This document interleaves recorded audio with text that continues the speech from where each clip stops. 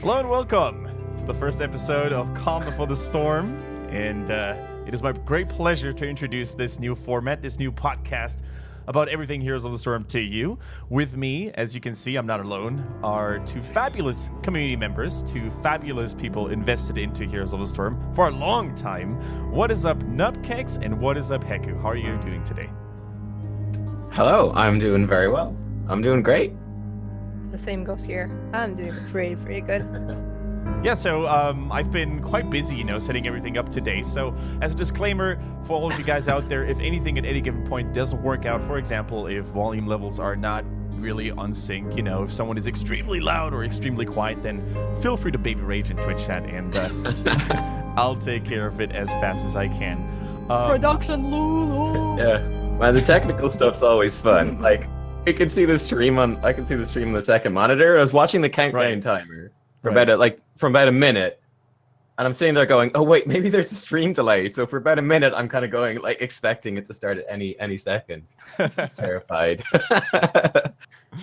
All right. So apparently, see, already something is kind of not going as planned, because apparently there's music in there, but I don't even know where I put any music on. So you guys gotta let me know if I don't hear anything on my own headset. So. We might have to do, let's see, I think I found some potential source of music, but please let me know if you can hear any music right now, because I'm slightly confused. This is all a hoax to slip in your new rap album, isn't it? Oh. You know what? Actually, not many people know this, but my nickname actually has a strong connection to rap music and hip-hop. Really? Yeah. Because without... if I hadn't listened to a rap song while creating the nickname, I probably wouldn't have named myself Swish at the end, right? It was literally a rap song, and they were swishing all over the place in that song, and that's why I added the Swish to the Kendrick, which has always been my real nickname in all the games I play and stuff. Okay, music is gone. Fantastic. I'm glad that you guys are not making things up, so you're actually fine to continue watching instead of going to the mental asylum. I like that. I like that a lot. So before we get going, guys, let us do a short introduction. Let us do an intro and tell you guys what Calm of the Storm, Before the Storm is all about, right? What do we want to do with this broadcast? What do we want to deliver? And I think it's safe to say that, I go by the thing, or by the motto of, we want to keep it casual, but we want to keep it professional as much as we can, right? So this is not going to be your die-hard professional in-depth analysis podcast that talks about the latest HGC statistics, for example, or that is going to theory craft about whatever you can think of. But we're here to bring you some news, some updates, some things that matter to us about Heroes of the Storm. Nubkeks, any opening words that you would like to say to the viewers? Because we're probably going to see your face much more often on this show. Oh my, the pressure. Yeah, I don't know, man, no, we won't be doing any caster mats on stream anyway. We'll try to avoid that. Yeah, won't be going too in depth, because I know definitely get that stuff wrong. But yeah, so I'm gonna be on here every 2 weeks or so. We're planning to do the show about every 2 weeks. Yeah. Or then whenever there's any big news. So whenever a PTR, as I like to call it, goes live, a new hero gets announced. Yeah. You see, I never knew this was a thing. I'm from Ireland, and we say the letter or what you guys say, R or something. I don't even know. Oh, okay. Yeah, I never knew this was a thing, and then I started making videos. I was like, "Hi guys, I'm on the PTR." I got all these comments going, "What's the PTR? PTR what?" So would Irish pirates be like, "You're then"? Yeah, pretty much, yeah. But I just thought it was so funny, because I never would have even thought about it or realized that I was saying this letter differently from how it's I hear it in all the TVs or movies or anything like that. Right. I wouldn't have known, except for people started leaving comments. So that was kind of fun. Do Irish people also roll the R sound like Scottish people do? No. No. No. But sorry. All right, and moving on to you, Heccu, it's really cool to have you on the show. I had a couple of people in mind that I wanted to potentially have on the show for the pilot episode, but I couldn't really ask anyone else when you were around, because let's face it, we've been, in touch for quite some time now. I think the first time I met you in real life was like 2 years ago at Gamescom when you had the Jaina cosplay. I was like, Jaina, No, can I have a picture? It was not Gamescom. It was Katowice. Oh, it was Katowice then. There we go. 2000, yeah, it was like in 2016. It was so adorable because I was just, just like casual cosplayer, and like you come to me like, I'm sorry, can I take a picture with you? I was like, yeah, sure. Like we take a picture, and then we actually get to know each other. And I'm like, hey, remember that? He was like, oh. See, that's how I am. Very shy, and especially when I see attractive alliance women, I should say, at this point in front of me. So that's important. That's important. Yeah, I probably wouldn't be that shy in front of an orc woman. I would probably just get the hell out of there. All right. So yeah, what are your thoughts about this podcast? What are your hopes and dreams, and what do you want to bring to this? I really hope it will keep on going because I think that the podcasts are the things that we're like lacking. Like we got like some, but there needs to be like more. Mm-hmm. So like I think like that's what Heroes is lacking, like more content, because like people are producing different types of content, like there's Peloton, there's like Nubkeks, but if we add like diversity, it will be way better. Yeah, I think so too. Like that is that was the main reason why I kicked this thing off, right? Because I thought, with the exception of Town Hall Heroes, Lords of the Storm, and Into the Nexus, which are like the main podcasts that I follow on the regular basis, there's really much content out there that's just, a bunch of passionate fans and content creators getting together and just talking about the game they play on a weekly, daily basis, right? So we hope that you guys are going to enjoy it as well. And if there's anything that you would like to see at any given point, feel free to drop some feedback. After the show, you can always contact me on Discord, on the Twitter. You can actually see all of our Twitters on the overlay, so feel free to contact us at any given time. And so let us know what you guys want to see in the future. For today, let's actually quickly go over the schedule and what we have in store for you today. So first big point of discussion is going to be the Nexus lore, which is something that was recently introduced, and a lot of people like it. Some people don't really like it. Some people aren't really excited about it, but they were like, whatever, sure. If it pleases Blizzard, then let's have it. Then we're going to move on to the biggest esports happening, the biggest esports tournament next to BlizzCon, the Midseason Brawl, which is happening in a couple of weeks from now. And then we also have a hero focus, which is something we probably want to maintain in every episode, which is like one hero. We're going to take a look at that hero very in-depth, talk to you about the drafting, talent builds, when you want to play that hero, about the maps, which that hero is good on or not so good on. And my personal pet peeve, my personal favorite about this show is going to be the hero chop shop at the end of the stream, which is going to be our last segment. So we're going to theory craft and come up with a fictional hero design. This time, disclaimer, it was all Nubkeks, right? So Nubkeks was the evil mastermind behind the hero. We're not going to tell you guys who it is or what it is just now. That will be for you to find out in a bit. Nubkeks, any teasers, any sneak peeks of what they can expect from that fictional hero? Okay, I'm gonna give you guys a clue. Okay. Which actually went into the design that I don't think many people will get unless you're a really diehard fan of this. But when I was looking up info on this character, I heard that this character from the game they were in was actually used as a support type character, which I did not expect, by the way. So I don't think many people will get this unless you're very diehard. And perhaps the wiki was lying to me. That's always possible too. So I'm sorry. Yeah, that's a sneaky tease. What are you looking forward to the most, Heccu? Can I name like hero and let's say like this is not the hero? Okay, sure. Okay, I want Millhouse. We'll not be talking about Millhouse, but I want Millhouse Mana Storm, like another gnome, and imagine like he's so fun.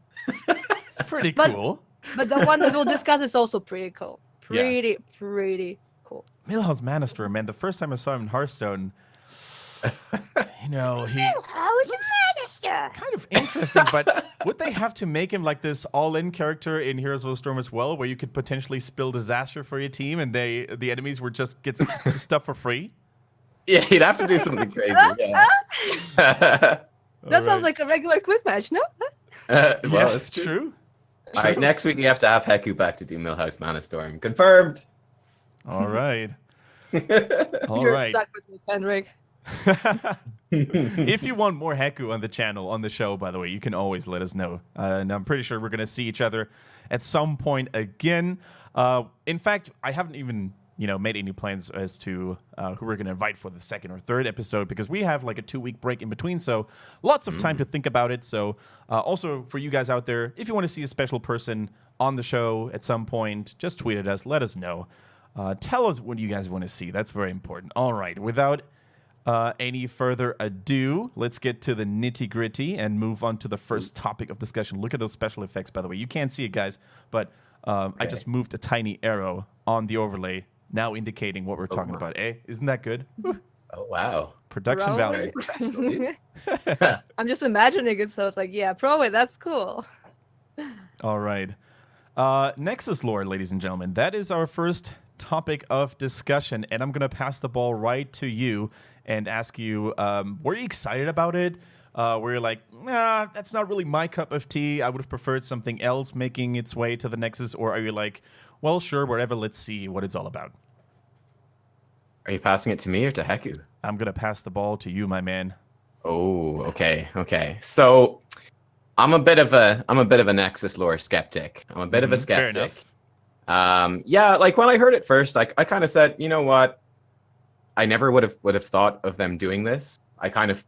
One of my big objections might be that I feel like there's so much other things they can do with the lore they already have in the games. I was kind of like, do we need to go and make new lore quite yet? Is that needed? So that kind of put me off a little bit. Like, I still really want a Warcraft map in Heroes of the Storm. It's been out for ages and we don't have a Warcraft map. What's up with that? But yeah, I kind of went into it and I said, you know what? Blizzard tends to do pretty good stories. Like, I really enjoyed like the Warcraft stories from those games. I really enjoyed the StarCraft stories. Never really played Diablo enough to get into the story, but I said I like those ones, so I'll give it a chance and I'll see if they do something good with it. So that's kind of where I'm at overall with it. I'm very skeptical. I find it. I kind of struggle to know how they're going to tell a really good story through a multiplayer game. But if they do it, they've done stuff like that before and it's worked great in other games. So who knows? That's kind of where I'm at. That's where I'm at.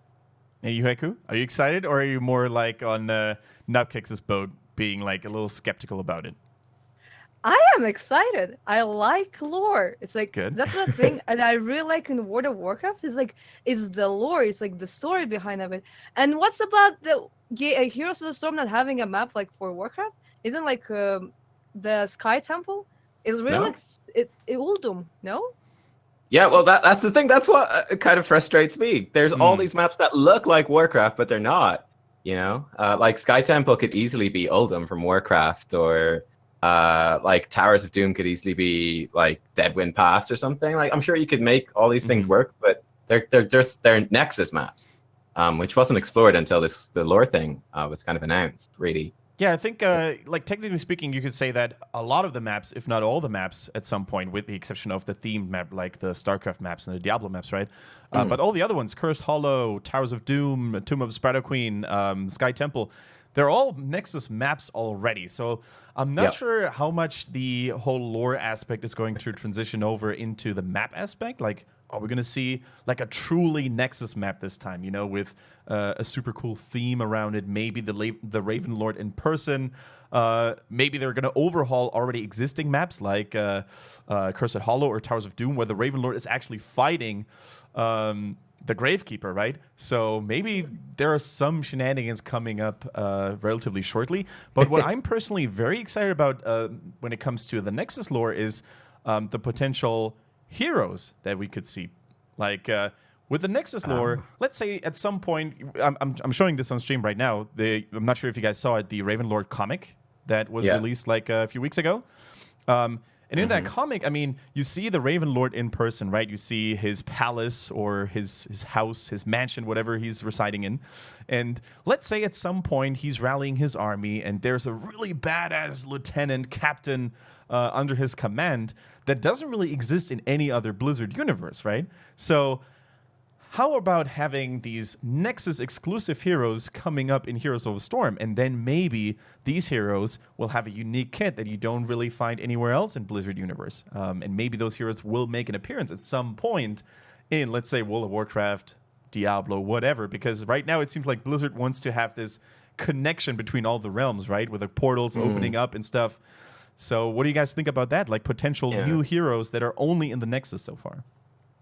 For me, I think like if they justify it, if they make it sufficiently cool enough, then I might be okay with it. But like they really have to make it really cool. Yeah. I'm pretty sure they've said before they have a list with 100 plus characters from the games that already exist that they're like waiting to bring into Heroes of the Storm already.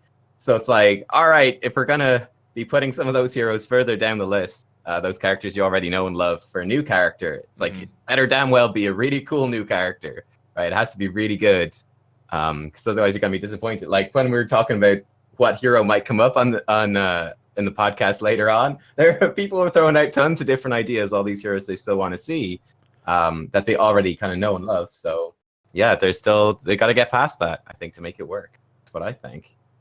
For me, I think they really need to also give like a lot of lore with that hero, because like if they just introduce like, hey, this guy is a helper of Raven Lord, and that's all, I'll be like, I don't buy it. Like I don't want it. For sure. But if they give like a huge, I don't know, a huge page, or maybe like a mini book of like about this character, and you can read about it, that's what I want to see. Like I don't want to be just like be playing a character that I cannot relate. That's why I have like struggles playing StarCraft heroes. I never played StarCraft.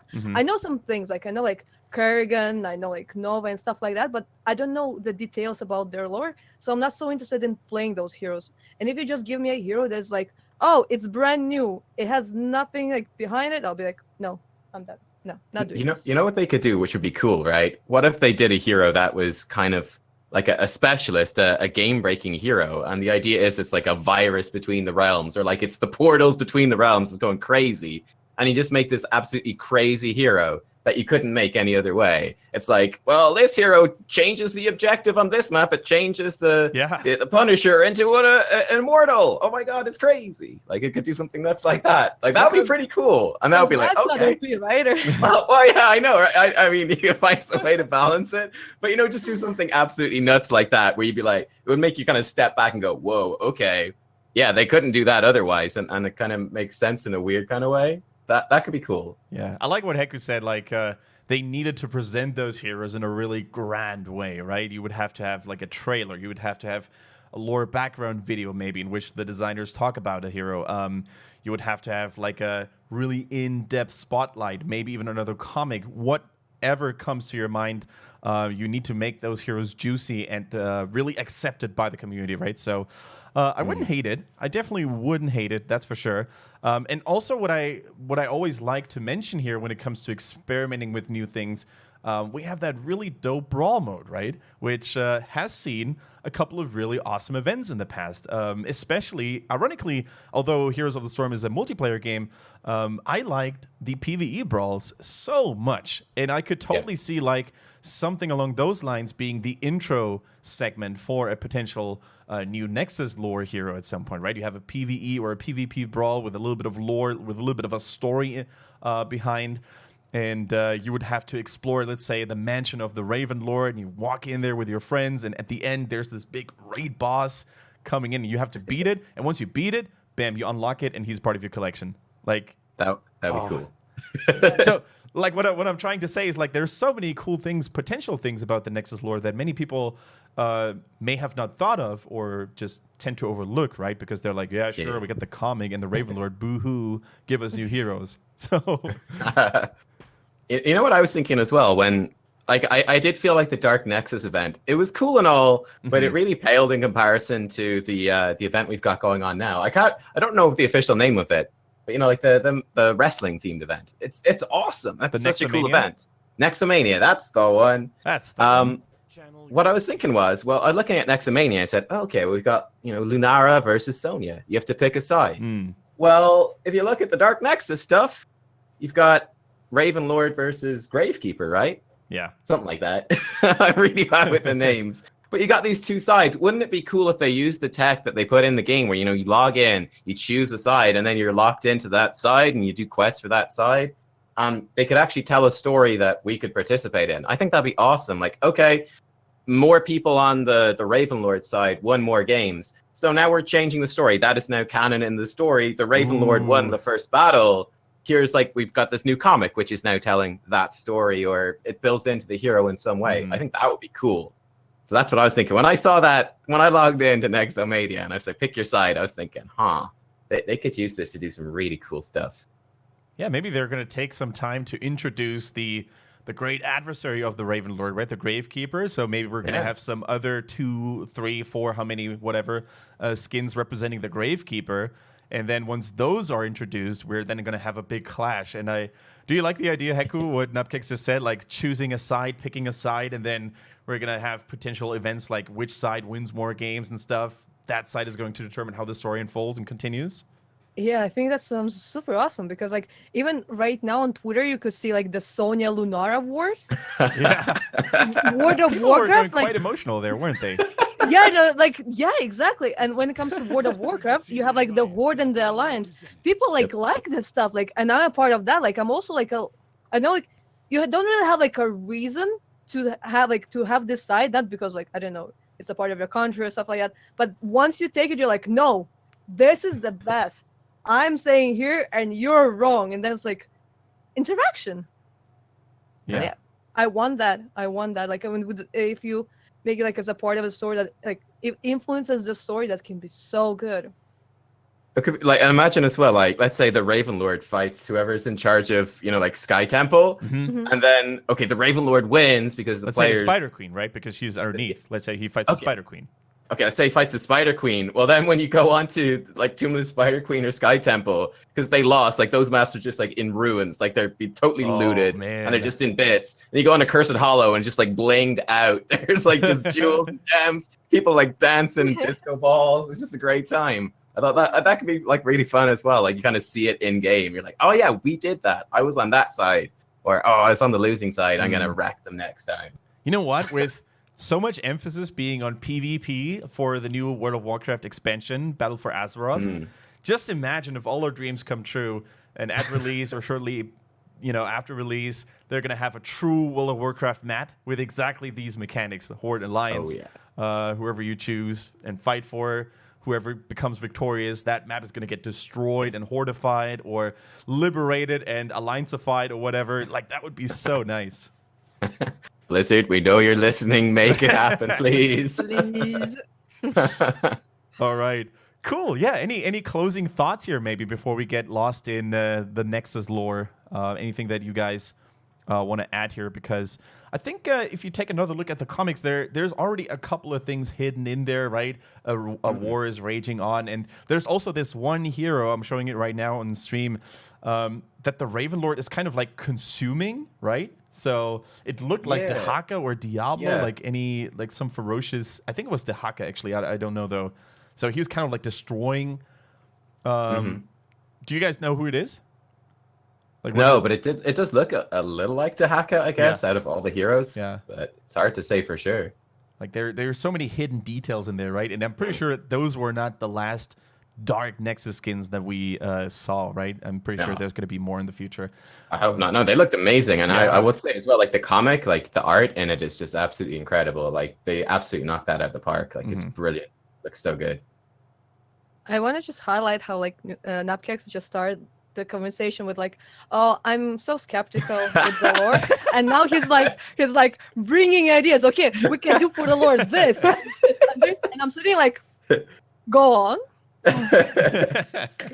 But they got to do it. That's the thing. They do it. When they do it, I'll be super excited. But I gotta be skeptical until then. Fair enough. Oh, was it Deathwing in the comic? No. We're not falling on that train again. All right, cool. Yeah, so let us know what your thoughts are about the Nexus lore. Like, are you down with us? Promoting these contents would be amazing in the future. Are you like more like Nubkeks' opinion, and you're like skeptical for now, but if they do it well, if Blizzard does it well, then it's going to be amazing.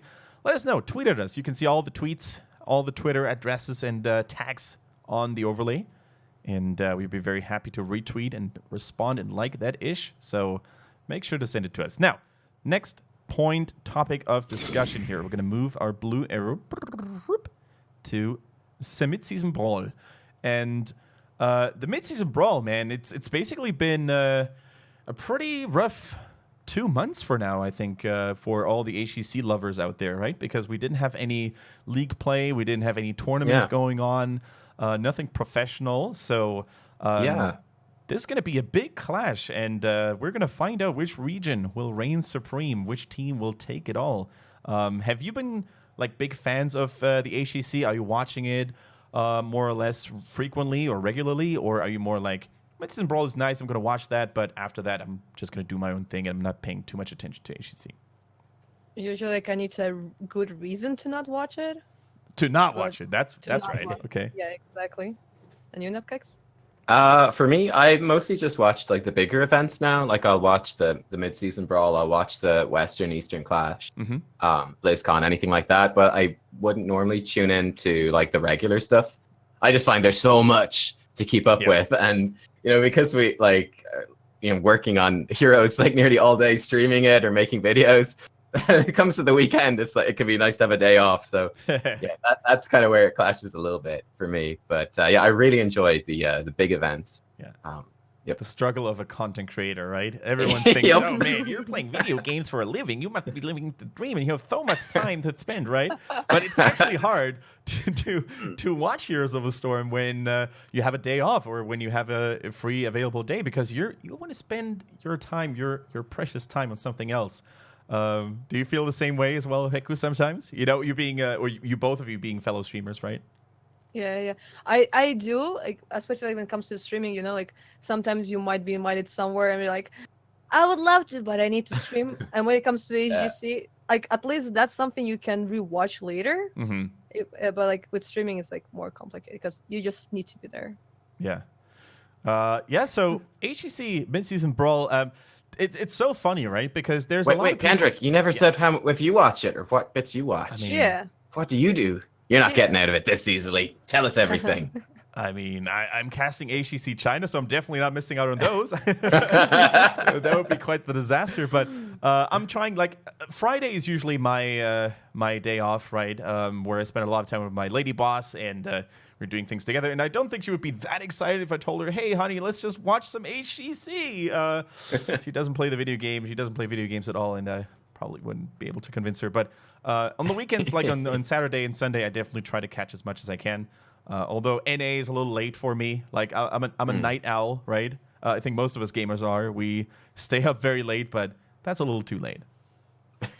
If you want to watch the whole thing, then yeah. So yeah, Midseason Brawl, guys, it's more than just a tournament, in my opinion. It's basically a world championship, and all the major regions and the minor ones as well. They are going to clash there, and they're going to duke it out to find out who's got, what it takes to become world champion. So I'm going to show you guys on the stream as well the Liquipedia page here. Maybe you guys can, Heccu and Nubkeks, you can open it real fast. You just need to Google, like, Heroes of the Storm, Midseason Brawl, Liquipedia 2018, and you should find it. So there's quite a lot of money at stake as well. The winner takes $100K US dollars, which is pretty good, not shabby. Is it too late for me to enter that? Damn. Damn it. Missed out. Second place gets $50K, and then third and fourth place get $20K each. And of course, there's still more money to be taken for the lower ranks, the lower places. So pretty solid, pretty decent prize money. And that's also something that came up like a few weeks ago, right? Someone was checking the stats of prize money that was given out in all sorts of esports. And did you see it, Heccu? Yeah, I saw that. Like, it was like Heroes, like a really high. Yeah, it's like fourth place or fifth place. Yeah. Actually topping off other Blizzard titles like Overwatch and Hearthstone, I think, were underneath, just ever so slightly beneath Heroes of the Storm. So you can definitely see, and there was quite the discussion, right? Is it good for Blizzard to invest that much money into Heroes esports? Or then there were other people who said they should invest that money into new content, yada, yada, yada. But in my opinion, a healthy esports scene is crucial to the survival of a competitive online multiplayer game like Heroes. Yeah. It is. Yeah, I mean, that's why they put money into it, It's a competitive game, and people really enjoy watching it. Yep. So the casters were announced as well. Lots of familiar faces. I think the only person that some of you may not be familiar with, if you haven't watched all the major tournaments, is Skimmy. But he's from Australia. He's an amazing caster, in my opinion. Very hype, very much energetic, and knows how to pump up the crowds. Good friend of mine, Tetra, is back at the desk as well. He's been not really been on the scene for a while, but I'm glad he's back now. And any casters that you personally like quite a lot? Anyone you're looking forward to seeing?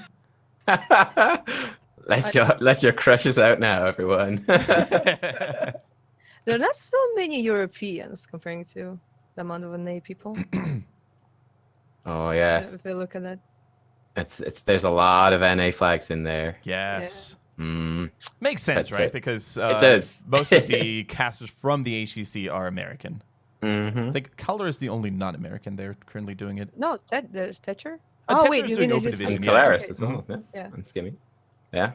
That's it. I'll give a shout out to Jay Howe. I really love when Jay Howe does his like the rewind segments and analyzes it. That gets me hyped up. I think it's great. I think it's real good. Yeah, I think that's how he started, right? He was I remember like when he was doing some of the first tournaments. He was the replay guy, the hype replay guy, and he did such a good job at it. Yeah. Really cool. How can he remember all this stuff? Like he opens like a replay and he's like, okay, we have like here this, and this, and you're like, why? How? So I worked on some of those events as well, right? So I can give you guys some behind the scenes knowledge on how they do it for the replays. So there's normally one person, in production who takes care of the replays, right? They record them, they cut them, edit them, whatever is needed. And usually the guy who does replays from a commentator point of view watches the replay with that guy. And then he tells the production man, like, we need this and we need that. And then the replay analysis will, of course, also like take notes, right? So it's not like he has to remember it or she has to remember it all. But it's quite tricky. And I had to do it during the Nexus games 2017 last year.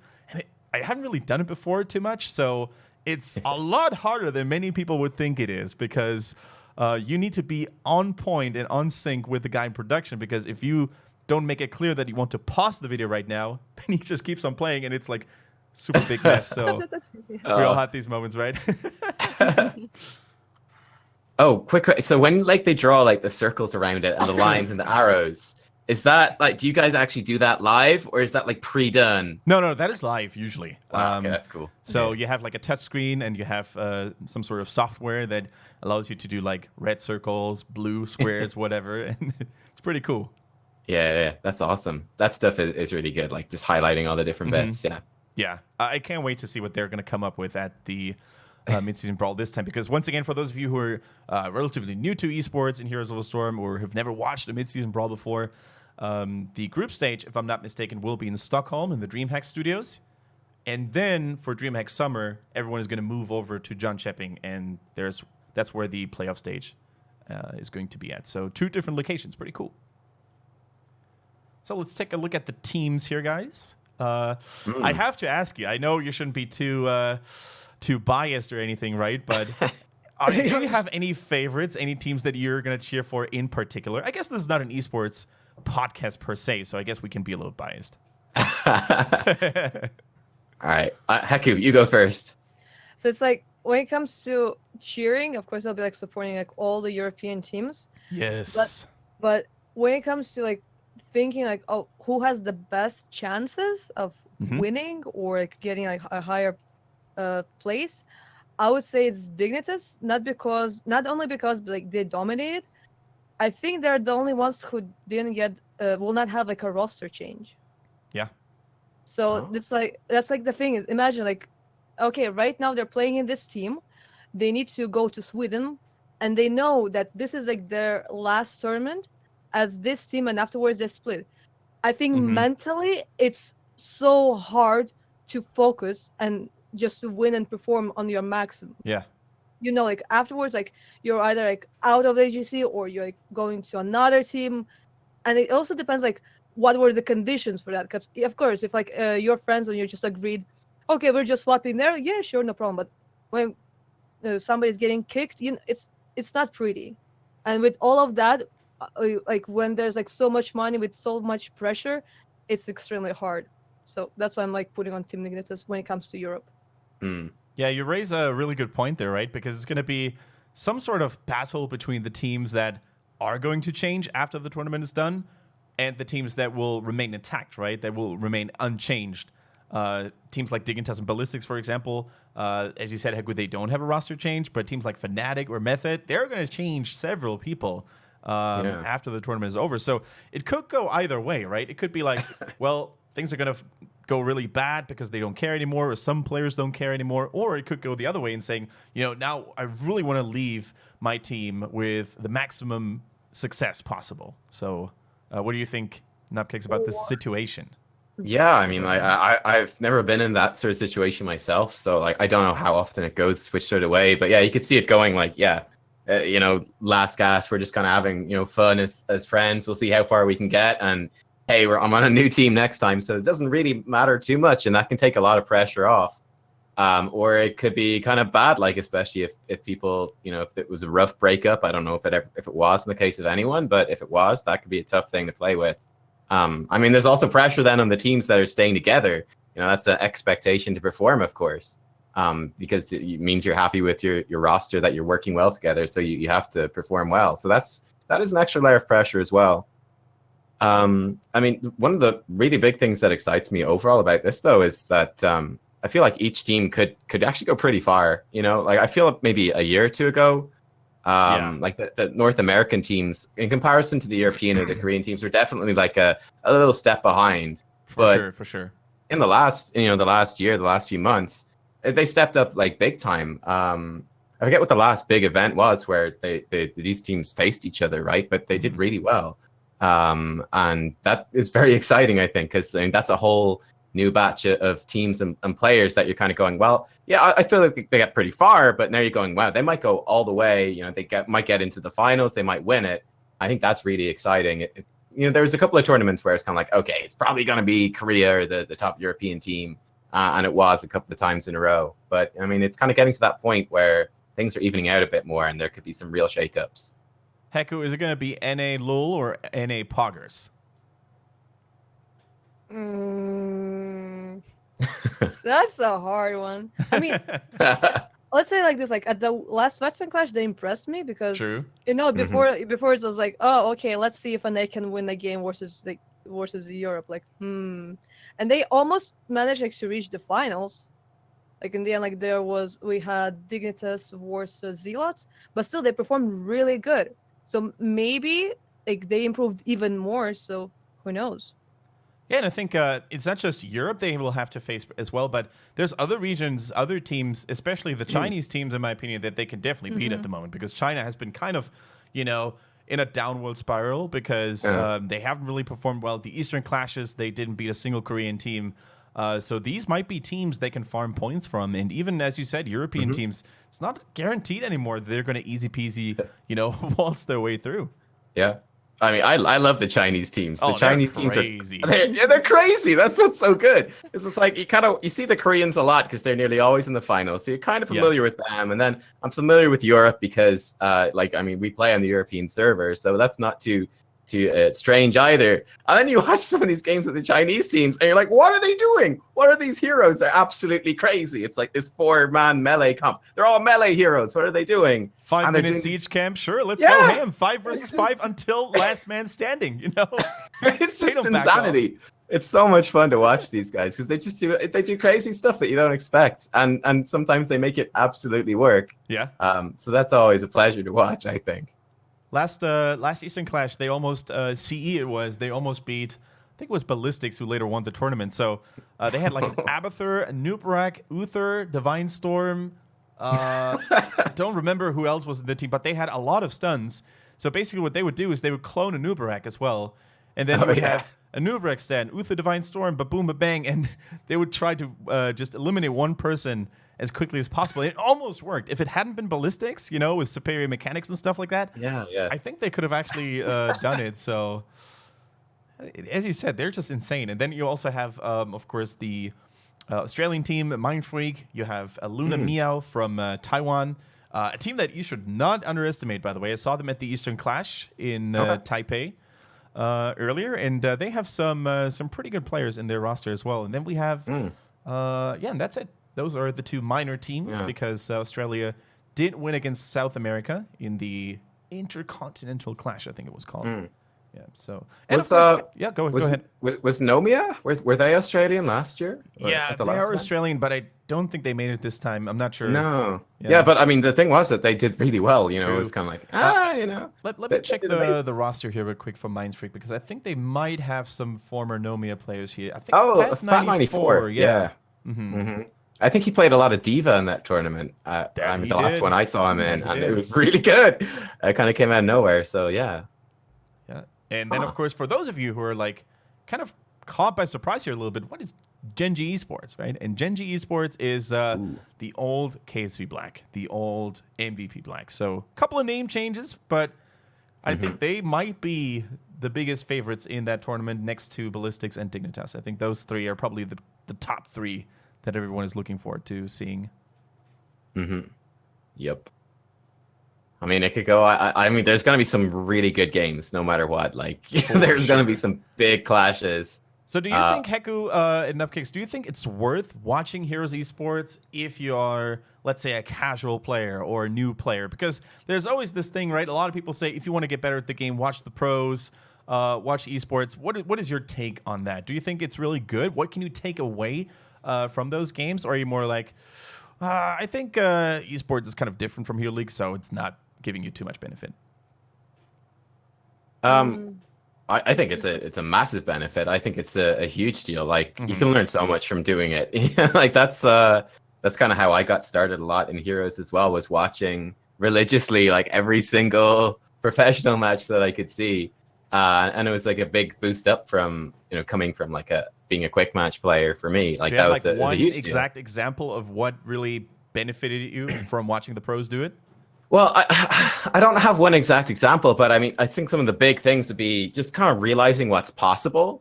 Like you see things that you would never think would work. It kind of challenges your expectations and how you see the games. You'd be like, oh, okay, this composition, no, there's no way it could work. And then they make it work. You go, oh, I see. So when they chain all these abilities together, they chain, like you were saying, the Chinese team did with all the stuns and the CC. Oh, well, if we do that in like our Hero League games, we can chain that stuff together. Then it can be massively impactful, and that's something that you can really take in. So I definitely think like learning where heroes fit into drafts, even seeing some of those games where it totally falls apart, because it does sometimes, or teams get outdrafted or surprised, that can be awesome. Or then the always refreshing things like I think Wooby busted out Samuro, did he one time? You're kind of like, okay, well, like Wooby, he's playing Samuro. Samuro must be really good, and you're kind of watching it, and you go, okay, I see how they use it. Now I can adapt that to my games. And I can, start to understand like why this hero might be valuable. So I think that's a huge deal. I would say it can help you understand like maybe the map mechanics. For example, for sure. For example, when it comes to like you don't see the enemy team, you can be like, okay, maybe they're taking a boss, and for a very long time, a thing would not come into my mind that like, okay, if they're taking their boss, let's not run and fight them. Let's just take our boss. And that's what we see like in professional games all the time. Like one team is taking one boss, the other one, and then they just like can push like all the lanes opposite. Or when it comes to, for example, Inferno Shrines, if you lose a fight, you lose one person. Okay, that means you can't fight anymore like 5 versus 4. You can see what are the things you can actually do meanwhile, the team that won the fight is like cleaning up the shrine. I don't know, you go to lanes, you soak, you take the camps. Because very often, just in regular games, you can see like one person died. Okay, let's still go. I mean, it's like the objective is important in this game, so we need to keep on fighting. And then you're like, everyone is dying, and you're like. No, I think you raise a really solid point there. Like especially making decisions, right, and being smart and efficient on the map. How many times does it happen? Like you play Hero League game, and that's regardless if you're master or bronze, right? Because these things happen everywhere. You wouldn't believe how many people are rushing towards a tribute when it doesn't really matter. and they die in the process of doing so. They get caught, whatever, and then it's going to be the usual hick hack. It's going to be like, hey, where was my team? I wanted to go for the tribute. Why did you go to the tribute, you fool? And like, if all people, or if everyone just watched a little bit more HCC and actually absorbed the information that they would get from those broadcasts, I think it would actually enhance their own gameplay in terms of like rotations and map awareness and stuff so much. One thing I want to jump in with, one thing that you guys can be looking for when you're watching these games, which is a really noticeable difference, probably from any of the games that any of us are playing ourselves, right? Is how confident these teams can be in understanding when they can just end the game and win. Like, the games can be way shorter, and they will just go through like a fort, a keep, right onto the core. Like, they'll go for it. These teams like understand. Sometimes it goes horribly wrong, and they all wipe on like 1% on the core. That yeah, especially if Kalaris casting. Kalaris back for the Midseason Brawl, boys. He's back, so there's gonna be at least one. But like, yes, especially some of these top teams, they will absolutely go in the end games. Like, you'll be going, okay, they just won the objective. All right, there's a good 15 minutes left in this game, and then boom, they'll go in and they'll be pushing through and they'll end it, and that can be like a really interesting because. Yeah, I mean, that's another big thing that I would have learned as well. I'd be like, I never would have realized that you could end the game in that sort of way. But yeah, that's what they do. It's really cool.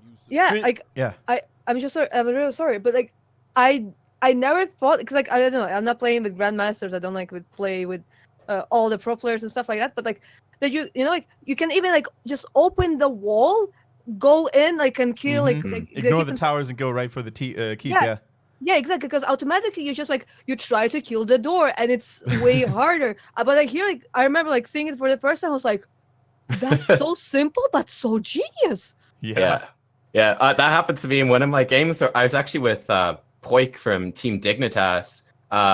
He's like obviously really come up like recently. He wasn't on Dignitas at the time. I think he was still in the open division at the time. But like, he's the range damage player, but he was in my game. He was on Muradin. I was like, okay, this would be interesting to see how Poik is on Muradin. But I remember it was on Warhead Junction. And I think it was pretty soon after Warhead Junction came out. And just this random point in the game, he was like, all right, let's go core. I was kind of going, wait, what? But this is when it came out. He knew exactly that, you got these nukes. Like, we could nuke this keep, then we can burn it down. We still have like these nukes for the core. So that was something I was like, okay, wow, I never realized that until now. But yeah, he just like strolled into that game. It was just casually called. It's like, yeah, we're winning the game. Let's go. So that was pretty awesome to see. I was like, this guy's going to be good. This guy is smart. Yeah, for sure. Yeah, those are the little details, but they really make a big difference if, you execute it well. And if it only takes one person oftentimes in a game that takes the lead, makes a call. And if you don't have too many egos in one game and everybody's just following that call, it's just going to be such a different experience, right? Such a different game to play. All right, so before we conclude this esports section, this Midseason Brawl section, let's see if we can guess and make a prophecy. Who's going to take the title? What do you think, guys? Then we could be like, on the calm before the storm. They knew it all along. I'm gonna go and say Genji Esports. I'm going with Korea. Nice. I'm going with Dignitas. European and proud. Dignitas. That's a good girl. I like it. All right. So Dignitas for Heccu and Genji for my man Nubkeks. I'm not sure, man. I can't pick any of those teams now, right? That would be boring. You know what? I'm gonna go with Ballistics because nobody really thought Ballistics would win it during the Eastern Clash. Everybody was like on the Genji hype train, even Tempest, because they came in first from Korea. So I think Ballistics gonna do it. They too were a team that didn't really change a lot. So, and I mean, come on, Hooligan's gonna carry that ish. So, cool. So we got 3 different teams, and I think I also want to mention this. I think one Chinese team is making it to the playoff stage. Okay. I believe. I know I believed in them at the Eastern Clash, and I got disappointed so terribly. But I will not refuse. I will not let go. All right. Cool. So we're gonna go back to our main scene here, and we're gonna go down to our next segment, which is Hero Focus Johanna. Heccu's already getting amped up. I like it. I'm ready. I heard from a lot of sources, by the way. I think Kayaberry's also mentioned it. in a message the other day that you're a fantastic tank player, Heccu. How come? Okay, so how did I end up playing tanks? Mm-hmm. So in beta, I played supports, and I would quite often get frustrated that my teammates are running away from the heals, or they just split, and you end up, making a situation like your tanks and bruisers are there, your damage dealers are there, and there's some kind of Illidan jumping on them, and you're trying to save them, and then your tanks are like, "Where are the heals?" and stuff like that, and it frustrates you so much. So then I changed to damage dealers, and then I would be in a position where I would not get heals or not get enough peels. So then I was like, I don't know, like and again, like an Illidan jumps on me or an Azertul, and like my tanks are like running out somewhere, my heals are just sitting like and poking like their nose. And then I tried out tanks, and my first ever tank was Johanna, and I was like, I'm strong and independent. I don't need anyone. I can do like my own stuff. So yeah, that's how I ended up playing tanks. There we go. Now, I really kind of like understand where you come from, though, because if you're the tank, if you're the main tank, it's usually up to you to make the engage, right? So you can decide, okay, boys and girls, we're going in right here, right now. Or you can be that guy who peels for the backline if you realize, like, oh, shoot, this is not going well. Let's just take care of our squishies in the backline. So in my personal opinion, I say that on my personal stream all the time. I think tank is the hardest role to master, like, and play really, really well, because you have to make so many different decisions, and you can't really be hesitant, but on the other hand, you can also be just reckless and go in whenever. So knowing when to go in, knowing when to back off, and knowing how to position yourself, especially during late game rotations. Like, if you're not the first one to go into a bush and they catch you, they catch one of your squishies, you basically lose the game. Yeah. Yeah. Like what I like to look at it, like tanks are kind of like they've got the most strategy in them out of all the roles, because you're the one that decides the engages. Your position is start things off. You make that big decision oftentimes, or you have to react quickly to how the enemy team engages. Whereas I'd say like something like the damage dealers, for example, in comparison, I think they tend to be like higher skill in terms of like the actual mechanics, and that you've got more skill shots. The positioning is more punishing for you. So that's kind of how I compare them. I feel like there's a more micro, or that the macro decisions for the assassins are kind of, they're more focused on the micro, let's say, whereas the tanks, you're dealing more with those big decisions, which can really dictate how the fights in the game is going. I actually think that playing support is like support on a high level is harder than damage dealers, because like okay, like as a damage dealer you need to land skill shots, and you need to like be like nicely positioned, like like not be in front and stuff like that. But when it comes to support, like if your damage dealer dies because you didn't polymorph, I don't know, again, a Illidan and stuff like that, like that's your fault. Like your damage dealer couldn't do anything. Or if you need a cleanse, I don't know, a perfect cleanse for like versus a hook and stuff like that. Yep. That's why I think it's, for me, like playing a good support is like way harder than like at the same level like damage dealer. Yeah, I'm not sure if I would say like playing support at the high levels is harder than assassin, but it's definitely at least as hard and as difficult. And I remember what Shad said from Team Zealots in an interview after his spectacular performance in the Stukov right after Western Clash. Okay. Like he said, if you die as a support in the mid late game, your team loses the team fight no matter what. Yeah. Unless of course they focus so many cooldowns and they lost so much health in killing you that your teammates can turn around. But if it's an even fight and you lose because you position yourself in the bad way, then team fight is over. Your team can't win anymore. So there's so much pressure. And I would say the same goes for tanks as well, right? Normally tanks need to be there until the end of the team fight to really keep everyone safe and sound. But if you lose your tank early because he goes in too deep or goes in too early, then it's almost impossible to really keep the enemy team at bay then, and they're just going to waltz over you. So do you think that Johanna is... Let's focus a little bit more on Johanna because she's our baby girl this episode, right? Heccu, we're going to start with you as a resident Johanna expert. What would you say makes her unique and powerful compared to other tanks maybe? And when would you personally pick her in a Hero League game? So the question goes to me first, right? Yes. Okay. I would say that she's... what I like about Johanna is that she's actually like really tanky, And I think if somebody wants to start playing a tank, Mhm. she's one of the best ones because she's the type of tank that can run into 5 people, survive, and then run out. Because I would say like with Diablo, sometimes like you can do insane combos. The things you cannot do like with Johanna, like with Diablo, you charge in, you turn around, you charge in again, and stuff like that. It's just insane.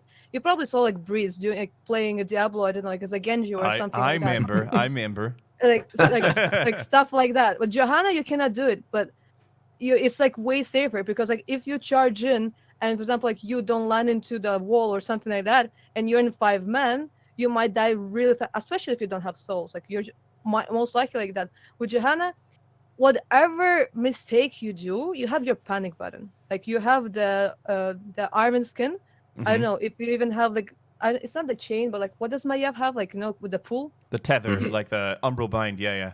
Yeah, That's like it, yeah. you click it and you just walk out. You don't care. Like Mm. and all of the stuff. That's why I think that Johanna was extremely good when Maiev was super OP because you couldn't like do anything. Like You could also walk out of the cage, right? yeah, exactly. It's just like you don't care. Like I don't know, like if she puts a cage on you, like and tries to go then on your like assassins and stuff like that, you're just like, yeah, you walk out of the cage and like, nah, like, and it's so good.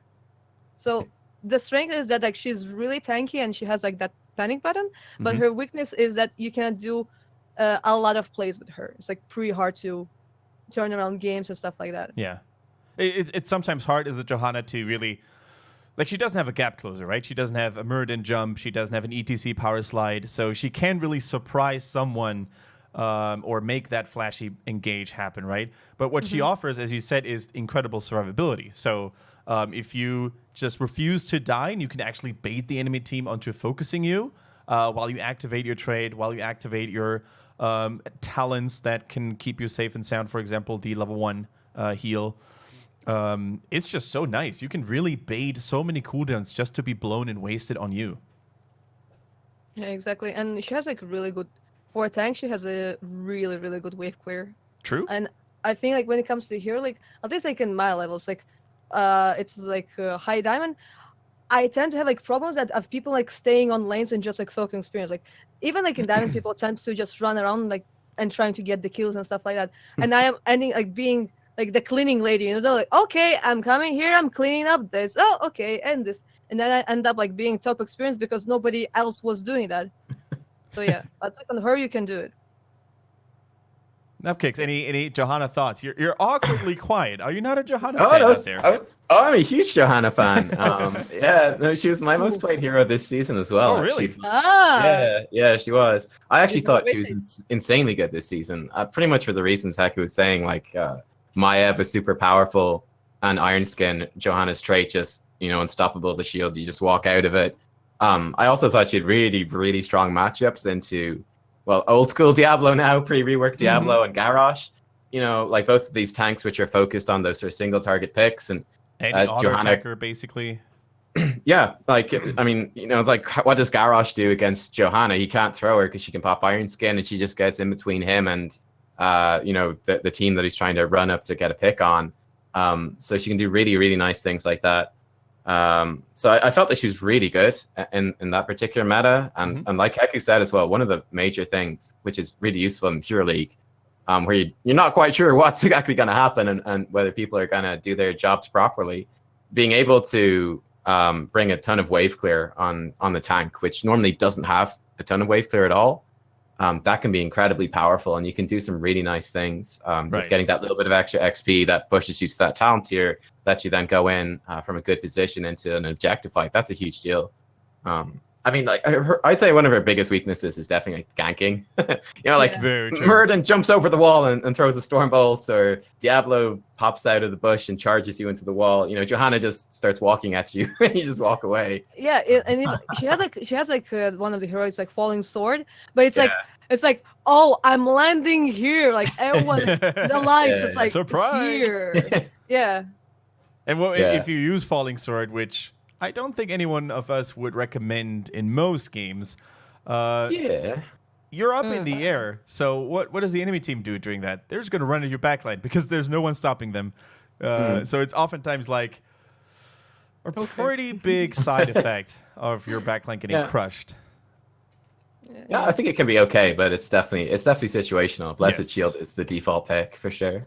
Speaking of picks and talents, I discovered a Nubkeks talent build on Heroes Hearth. So I think we're going to take a look at that one right now. Sure. Heroes Hearth, by the way, for those of you who have no idea what the website is all about, it's a big resource of all sorts of knowledge, connected to Heroes of the Storm. I think the two major websites for most people to get their guides from are Icy Veins and Heroes Hearth. So check those two out if you're interested in maybe learning some new things, maybe get some additional input and some other points of view. For now, we're going to take a look at Nubkeks here. Why don't you have it open in front of you? Yeah. Okay. Yeah, I do. So why don't you take us through that build and explain to us why you picked the respective talents? And our resident Johanna expert Heccu is then going to say yay or nay Sure. to what you're seeing. All right. Absolutely. Okay. Well, I would say, first of all, I do think you can change it up for sure. I think she's actually got pretty decent talents overall. I basically go for this build in nearly every single game. I really like it. So at level 1, I take Laws of Hope.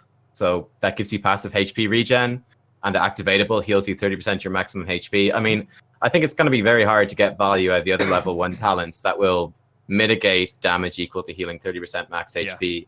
And even, I felt it was very suited to the meta that we had, certainly at the start of the season.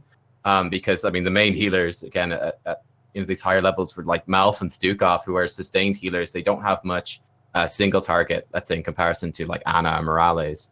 So I actually found Laws of Hope is quite useful. You could even pop it just purely to heal and get yourself like a positional advantage because you have that extra health going into an objective. You can stay in lane, right? You don't have to teleport back home.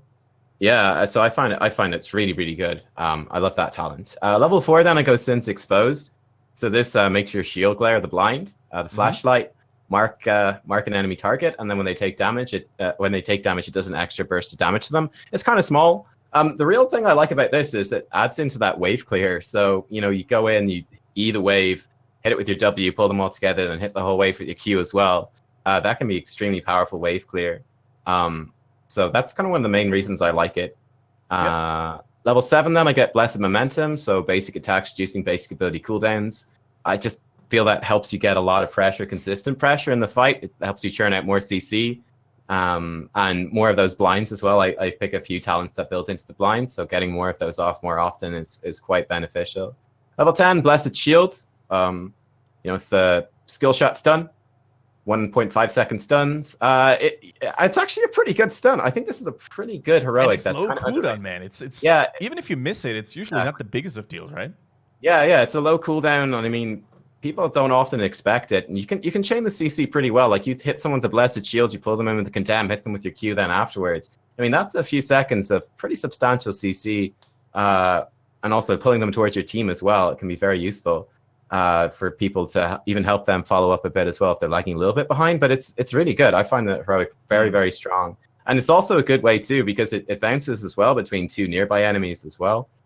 That's pretty nice for sometimes, frustrating a big engage by the enemy team. Like that Maiev jumps in, she catches some of your allies. You hit that Maiev, it bounces through some of her allies. That can buy you the half a second you need, the 1 second you need for the healer to get in that clutch heal or get that cleanse in. That might change the way the fight's going. So it's pretty flexible.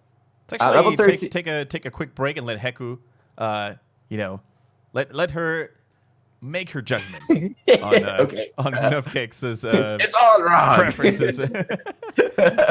No. For now, I also go for Laws of Hope, the heal, because I like to be independent, and if I don't know, my supports need to help.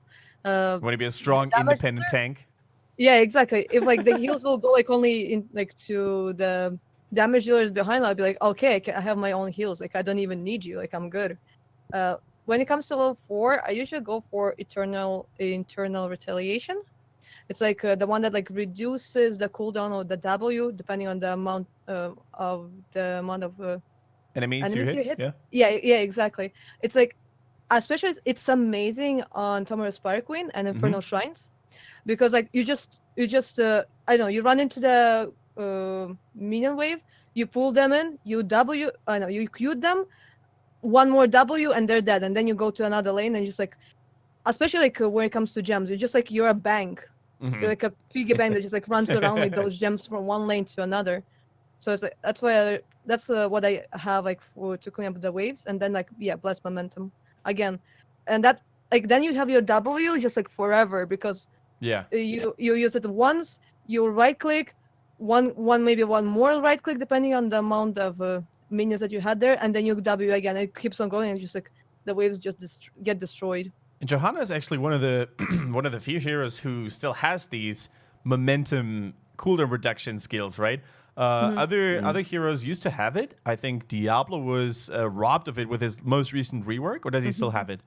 He still has it, but it's a still has little it? different. Yeah, it's Yeah. only for his Q and his E. There we go. Yeah, they nerfed it a bit though. They it used to be nerfed way it. stronger. Yeah, so Yeah. the old diabolical momentum is no longer there in its original form.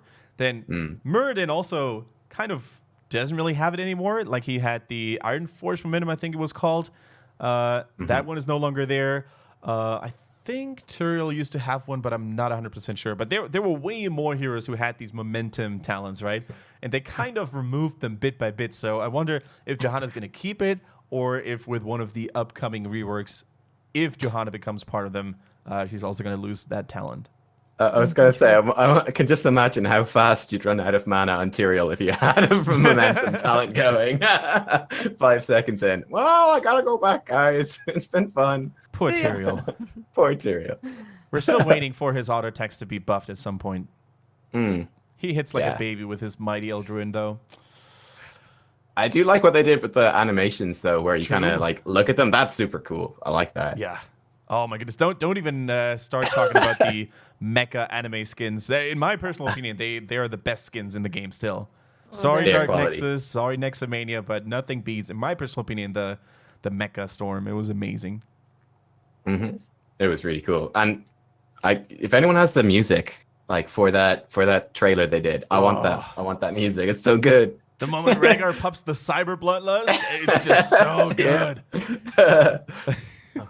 And there are like we're kind of making an excursion here, but there are so many mecha cyber portraits in the game, right? I think we have a mecha Zujin, we have a mecha Chen. Wait, really? Mecha What? Are you Dehaka. serious? Yeah, there's portraits in it. I had no idea. You should Dude, you're check those blowing out. my man. mind. And What? if they ever make a mecha Chen, I know what I'm gonna be playing for the rest of my life. Oh no. All right. So yeah, level 10, Heccu, what do you think is your preferred choice and why? I don't know. It's like, okay, my Johanna, I think, is like level 64. I don't think I ever played with the Falling Sword. Yeah. So it's like Blast Shield all the way, Yeah. for sure. I think like Falling Sword is my quick match talent, right? That I just want to bust out in quick match and have fun with it.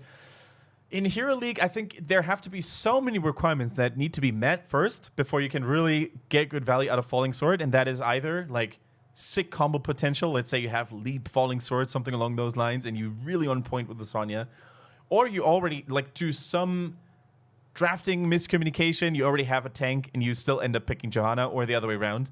And then you're like, oh, we don't really need 2 full tanks like ETC Johanna or Muradin Johanna. So maybe you can play her a little bit more aggressively there. But those are like really niche situations, right? I think the level 20 upgrade to it's actually really strong, but then the problem is that you're building around level 20, which, you know, that doesn't happen in half the Yeah. games. So, yeah. But I think that's really good. I think you can get it down, like, you can almost maybe even fully reset the cooldown if you hit enough heroes with it. True. Which is kind of And insane. it's so much surprising damage, man. Nobody expects the Yep. Johanna Inquisition when she drops from the sky. Well, that's the thing with Johanna. People think she does no damage, and then you can surprise them, and that gets you good Surprise. zoning. Yeah. All right, 13, 16, and 20, and then we're through. Okay, so the ones I go for a Holy Fury at 13. This is probably the most controversial one. This is their Burning Rage one, and it boosts up the damage of Burning Rage for each hero you hit with Condemn. And it boosts it up by 40% for 5 seconds, which is quite a lot. So, I mean, if you hit like 3 or 4 heroes with that, it actually adds up to a fair chunk of damage. Oh, 16... nicely done, avoiding the stream math. I like it. Yeah, a fair chunk, a fair whack. Fair chunk. At level 16, I go for Holy Renewal, so you heal for every hero you hit with Shield Glare. And I don't know. I just really like this one. It just feels really good to play with, and it enables you to just frontline a lot more and be a lot more aggressive. It actually adds up to a fair chunk of healing over the course of the game. And then at level 20, I basically always take Blinded by the Light. That is an interesting one, because I think you can definitely elaborate more on why you don't go Indestructible, which is like the go-to that a lot of people go for. Yeah, no, I never take Indestructible anymore. I take Blinded by the Light all the time. I mean, honestly, I find I barely ever would be the one dying on Johanna anyway. I find it's much more useful to have that shield to protect my allies. And what I kind of feel is, okay, how often are you going to get value out of that full shield that you get from Indestructible? What is it, like half of her HP or full HP shield? I'm not sure. But, I mean, realistically, they're never going to burst through it, right? People just ignore you for it. They should. Yeah, they should, probably. Or kind of zone you in, perhaps, like body block you or something. But like, I often find that Blinded by the Light will effectively be on a much shorter cooldown, even if you just use it for yourself. Like, the shield will almost always do about as much, in my experience, certainly from the way I play her anyway. So yeah, I just find that a lot more useful. Like, just having that extra ability to save, to help heal for teammates. I just don't find that, like, I've never missed having Indestructible when I've been playing on Johanna. So yeah. I always take Blinded by the Light now. Ever since they added it, it's just my go-to. Heccu? When it comes to level 13, I also go for Holy Fury. So it's basically because like you run again, wave clear. You run into the minions, you suck them in, you burn them, you Q them again, like suck them in, burn them, and they just die. When it comes to 16 and 20, it really depends on on my teammates. So for example, I usually go for Holy Renewal and Indestructible if I'm a solo tank and I need to actually tank a lot and my carries don't have like are not really dying or like just getting popped. When it comes to, I don't know, if I have a Kel'Thuzad and the enemy team has something like a Tracer, then I go for Imposing Presence and Blinded by the Light, because that's the only way I can save them. Because, okay, if I'll be like a super tank, like standing in front of you, like super beefy, and this Tracer just like runs around, kills my Kel'Thuzad, I'm like, okay, we're 4 versus 5. It doesn't matter how tanky I am. Like, my Kel'Thuzad that can just destroy somebody real fast is dead. We will lose the fight. So then I go for a more like, okay, I protect you build. Yeah. I think that's a really good point. Like, Johanna is one of those tanks that has several talent tiers in which you're not really just bound to one talent every single time, right? As you said, Imposing Presence, I pick it a lot on Johanna as well. If there's a lot of basic attackers, right? Even when there's a lot of melee heroes nearby that are likely going to clump, you get to get tons of value from the additional slow you provide. So, really good point. And you said you were going Indestructible as well. Would you say it's as good as Blinded by the Light, or is it situational? I really like Indestructible in a way that, when you get low in HP, people tend to focus you. Like, and even if there's like a carry that's not so far away, they'll be like, okay, we just killed this Johanna real fast, and then we're 5 versus 4 and it's like an easy win. And you might be like, even like 1 versus 1 versus somebody, and they're like, okay, I'm so killing her right now. Yeah. And then you go to 0 HP, but you get the shield and you actually kill them. Or you can even stay in the team fight for a very like longer time, because like you get this shield, you still like participate in the fight, and then when the shield will soon expire, you run out and you get a heal and you actually stay in the fight. Oh, and if you have like Holy Renewal, you E and you get your heals on your own and you're good. You survived. And you tanked a lot. Yeah. So yeah. So now that we talked about Johanna. the talents and sometimes how certain talents can replace others, I think in Heroes of a Storm, it is so important to know about drafting, right? Especially when you play Hero League. Like, oftentimes, no matter how well you play, if your draft doesn't, A, fit the heroes that you selected, or B, the map that you play on, it's going to be so hard to still win, unless the enemy team maybe makes crucial misplays. So, Nubkeks, what would you say is the perfect environment for Johanna to be picked in terms of maybe maps that she's good on, or heroes that she counters or synergizes well with? Like, probably the first thing that would stand out is if your team needs more wave clear, or if you're going to be able to exploit that better wave clear, like that's just a super, super great place to pick Johanna. You can, get ahead in the rotations maybe, or if you end up in that situation where your teammates go like Li Ming, Genji or something like that, you're going, uh-oh, how do we keep up with this Gul'dan on the enemy team? at least it's something to add into Johanna there. I mean, for me, like I'm certainly this season in the meta we have at the moment, like I've been pretty happy to just blind pick Johanna, and it feels just fine. I haven't run into any major problems, honestly, with it. It feels pretty good. For those of you who have no idea who you are and what you do, which league are you playing in Nubkeks? Does he know what he's talking about? So I'm in Master at the moment. Okay. Former Grandmaster, right? Don't be so yeah, shy. Yeah, I got Grandmaster. Don't be so modest. I actually played Johanna to get into my Grandmaster game, and we won. And it was the worst game of Johanna I ever Did you really played. carry you into Grandmaster? Yeah. I actually, but I played super bad on that game that we won. Like, it wasn't very good at all. It was funny, yeah. But anyway, Not Johanna's fault, though. No, it's my fault. But I think as well, of course, you know, your shield layer is a blind, so I mean, there's typically you're gonna get good value out of it. But I mean, if they're all mages, if they don't have any basic attackers at all, it's not gonna be that good. So that's something to bear in mind. She's going to get more value when you're up against stuff that basic attacks a lot, like, you know, Vala or Tychus or, God forbid, a Rainer. I mean, you basically have to draft Johanna to beat Rainer. He's just too strong. Yeah. So, yeah, I don't know. I think she's been really good this season. So, yeah, I'd be pretty happy to pick her in a lot of games. Cool. But yeah, wave clear. That'd be the big thing. Heccu? So when it comes to, of course, like wave clear, if you like it, I think she's great, like really, really good on Infernal Shrines and Summoner Spire Queen. Yeah. Because on Tom, she can just rotate with her team, like can clean up. Because like, you know, she stacks the minions, and afterwards you, I don't know, you have like one living bomb, or you have like one blizzard, it's gone. And you can also, if you have an asthma then with the Taste for Blood, or how it's called. Oh, like, that's the old school. The old school, it's so easy to stack. 2016. God. Yep. Yeah, That's exactly. a good one.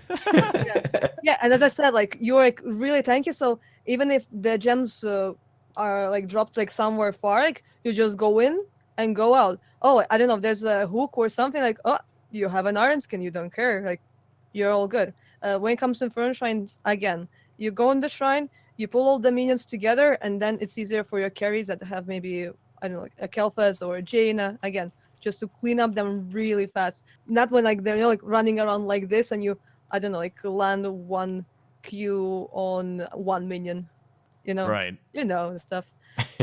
Something that I wanted to add real quick is the oftentimes, you know, insane synergy between Johanna and Cassia, because those two heroes can work so well with the blinding and the extra damage that Cassia then can unleash with a fend, for example, on targets that were just clumped together by Johanna. I think those two pair off really, really well sometimes, especially if you want to counter certain heroes, like let's say a Rainer, or maybe more common, even a Hanzo or a Greymane. Like those heroes can suffer quite a lot. And from my own personal experience, like I play a lot of Kharazim. I also play a lot of Varian. Like those two heroes, they suffer so much when playing against the Johanna, because Kharazim, he goes in, you want to go in, you get blinded, you can't land your fists anymore, you get crippled in your movement by the condemn and all that jazz. So she's really good against those high mobilities if you position yourself well. Yeah. Have you ever tried playing Johanna versus Colossus Varian? It's the best thing in the world. Unless he goes Shattering Throw, then he's kind of, you know, starting to get to you. Where did my shield go? Oh no, I can be stunned now. I don't know. Like I remember having that, and it's like so horrible because like as Johanna, like you're so tanky, but like your HP goes like so fast, and then you're like, okay, I still have Iron Skin, I'm fine. You pop the Iron Skin, and then he uses the level 13 talent. Yeah, Shattering Throw. Yeah, Shattering Throw, and you're like, honey guy, no, like, stuff like that. Like, and then you went indestructible, and 2 auto attacks. That one is gone. Yeah, and you're like, oh, yeah, okay, I'm not really a tank in this game. Yeah, that is a very good point. Varian with Shattering Throw, probably one of the greatest counters there. You can basically activate it every time she pops the Iron Skin, and then many Johanna players will already be like super deep, and they will already be taking a lot of damage and find themselves surrounded. And then their life is not going to be so good anymore. Johanna don't feel so good. Exactly. All right, cool. So yeah, of course, you guys can also let us know what your favorite Johanna builds are when you draft the Johanna, when you like to pick her. You can let us know live now in Twitch chat. Of course, you can tweet at us. Or if you see the video later on YouTube on either my own or Nubkeks' channel, then you can drop a comment in the section down below. Oh, man. I Go ahead. I also remember playing Johanna as a solo laner. Oh, I did it go remember well? okay, versus Sonya, no. I played versus 3 trials and I won all of them. Because they're like they land the root on you and they're like, aha, I gotcha. Like they run to you, you blind them, you deal damage to them, and they're like, okay, maybe it's a bad idea, but I still can run away because she has a root. You pop Iron Skin and you just follow like him and kill him, and he's like, let's try one more time. And then like they I don't know, die 2 or 3 times on the lane. They're like, and then your topic speed Johanna. Like solo laning in general is in such a interesting state right now, right? There is not really the holy trinity of solo laners anymore. Like you would say, okay, maybe Malthael is still there, but apart from that, I don't think Sonya's unbeatable anymore. I don't think the Haka's unbeatable. Blaze is seeing less and less play, and I think there are so many sleeper heroes, right, Nubkeks, that can sometimes be used in a solo lane quite efficiently. I'm just thinking of ranged assassins in general. Like, if you ever played a solo laner, like a melee solo laner, and you had to face like a Lunara or a Tychus or a Falstad, it's so annoying. Yeah. It is. Or Phoenix as well. He's Or been Zagara, a pretty big one Phoenix. recently. Yeah. Yeah, I mean, solo laning is always super, super interesting that way. I mean, I do feel like the bruisers are still overall the most common. I mean, that like if you run a squish your hero in those lanes, you can run into the problem of your team fighting can be a little bit more difficult. Yeah. Genji compared gangs and gangs in general. Yeah. Exactly, compared to that extra bit of engage. But yeah, I feel like a big part of the solo lane as well is it depends on the map, but let's say like Braxis is the classic example. Like the particular matchups are really important in that situation too. So yeah, I mean sometimes those ranged heroes can be the perfect counter to deal with someone who's in melee. Oh, you know what time it is, guys? What's the time? It's time to hero duel? chop shop time, and that means that we're gonna unleash Nubkeks' creativity, and he's going to feel free to rip it apart. I don't mind. Okay, you guys can say what you want. It's all good. Oh, what is this? All right, so this is like I want to do a little re-intro for those of you who tune in later, and or for those of you with goldfish memory who don't remember what it was when we talked about it the first time. So Hero Chop Shop is actually a show that I did with Tetcher on a regular basis a few months ago, where we would basically dedicate our time to theory craft and create like new fictional hero concepts. And I found that really cool, and I don't think there's any other broadcast or podcast that does it, at least not to my knowledge. If you know some, then let me know. But yeah, we're basically going to theory craft and introduce a new hero concept. Disclaimer. This doesn't mean it's going to become the next hero. Blizzard did not pay us. They did not give us information that you guys don't have. So this is totally imaginary and totally our imagination. So yeah, without further ado, let's introduce the hero that we thought of and talked about. It is Mal'Ganis. Oh my goodness.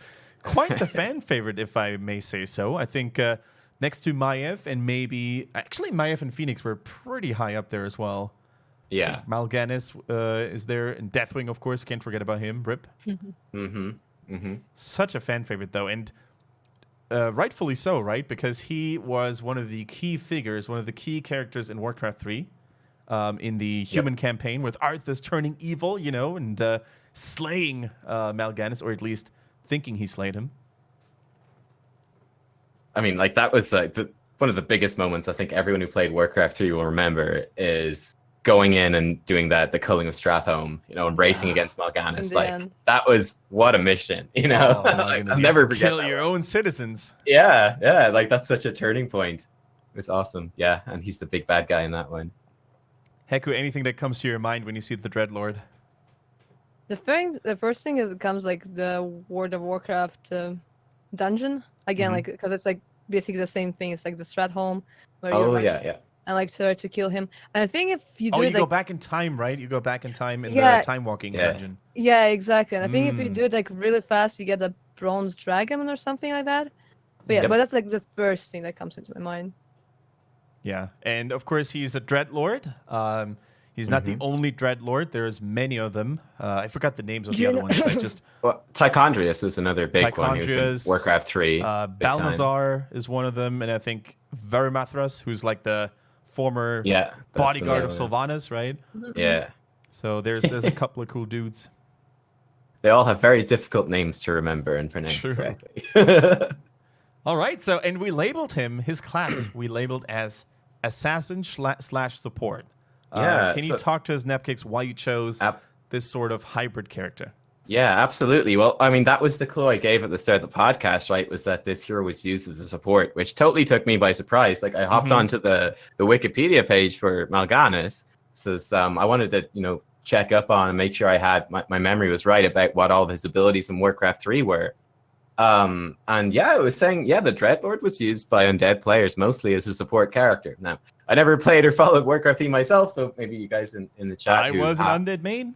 There you go. Was Mal'Ganis a support? Was the Dreadlord a support character? Or Like, is he was that definitely not a damage dealer. Like, he was not like a demon hunter or a warden who would basically deal a lot of damage, or like a blade master, right? I can see, like, he was definitely more like a crowd control support hero, right? So you would basically empower your ghouls. He was almost always played with the ghouls in Warcraft 3. So you would sleep a hero, then you surround it with all your ghouls, and then you kill him, or you force the TP. So those were the good days. Until ghouls became really weak and everybody played Crypt Fiends. So then the Death Knight was like the main thing to do. And I don't even know if he's still being played like the Dreadlord. But he had some very unique traits and abilities and characteristics, right? And one of them, as you said, is the ability to restore health in a very vampiric way. And that's why we're going to talk about his trait first, vampirism. Yeah, absolutely. So, I mean, when I was kind of picking abilities that I could give him, I started with the baseline, of course, of his abilities from Warcraft 3. I mean, you couldn't exclude those at all. I kind of went a little bit heavy, perhaps. Like, this is the thing. The Dreadlord's kind of a combination of demon, and there's very strong vampire themes. So I kind of went a bit in on the vampire. Well, you can let me know if I went a bit too far. Yeah. But yeah, one of the big challenges, of course, for one of his abilities, the vampiric aura, which is so, it's the classic, one of the classic Dreadlord abilities that you would always associate with them. I mean, that's an aura. It's totally passive. That's not something, it works great in a real-time strategy game, but it's not going to work in a game like Heroes. You want something that's active. So yeah, that was one of the challenges in terms of making the kit, was how do you make that kind of fun or interesting? And I kind of built him a bit around that. And that's also, I kind of tailored it to that support role. And also, just to make it clear as well, I'm talking about support in terms of how Blizzard is kind of moving towards talking about support, where they're distinguishing between a healer, which is your team's main healer, and then a support, which kind of gives a bit of extra protection, maybe a bit of extra CC. So a support character, in the way I mean it, is someone like Tassadar or Medivh, or maybe Abathur, that they give you that little extra bit, but they're not the main healer by any means. So yeah, with Mal'Ganis, I thought it'd be kind of fun, right? If you made this guy a hero that would spend his own health to use abilities instead of having mana. He'd actually spend HP, which I don't think we have in the game yet. I mean, kind of Zul'jin a little bit with his basic attacks, but I thought that'd be kind of fun. And then to build in the sort of the gameplay loop into the character where, okay, I'm spending my HP to use my abilities, and then I have to go in and actually go into melee range, start basic attacking, especially against enemy heroes, to get that HP back, and then be able to empower my team more, or to shut down the enemy team a bit more. Cool. So that's kind of the core of his trait there, which I was looking at, which we call vampirism. And I thought it'd be kind of fun too that it would do a much bigger bonus against heroes. So kind of functioning a little bit like an Oriole, except instead of generating energy, you're kind of just regenerating your own life. And that also introduces, of course, counterplay in that when you do use some of these abilities, that you're going to dip down in HP, you're going to be a bit more vulnerable to being focused and bursted, which is always dangerous as a melee support kind of character. So basically, you need to hit your abilities, and they need to deal damage in order for you to gain that health bonus, right? And against enemy heroes, you would restore more health lost, and against minions, let's say only 50% or whatever number you can fit in there. Yeah, that's it. I mean, a lot of the balancing and stuff for heroes comes down to those little numbers. So exactly. All right. Go ahead, Heccu. Sorry. So I just wanted to ask. You mentioned that you want him to be a melee, right? Yeah, definitely. Okay. Just wondering, because like I don't. Was he melee or was he ranged in? No, Warcraft he was a 3? melee fighter. Mm-hmm. Okay, Oh, okay. yeah. Mhm. Just smacking dudes with those big old claws. Oh.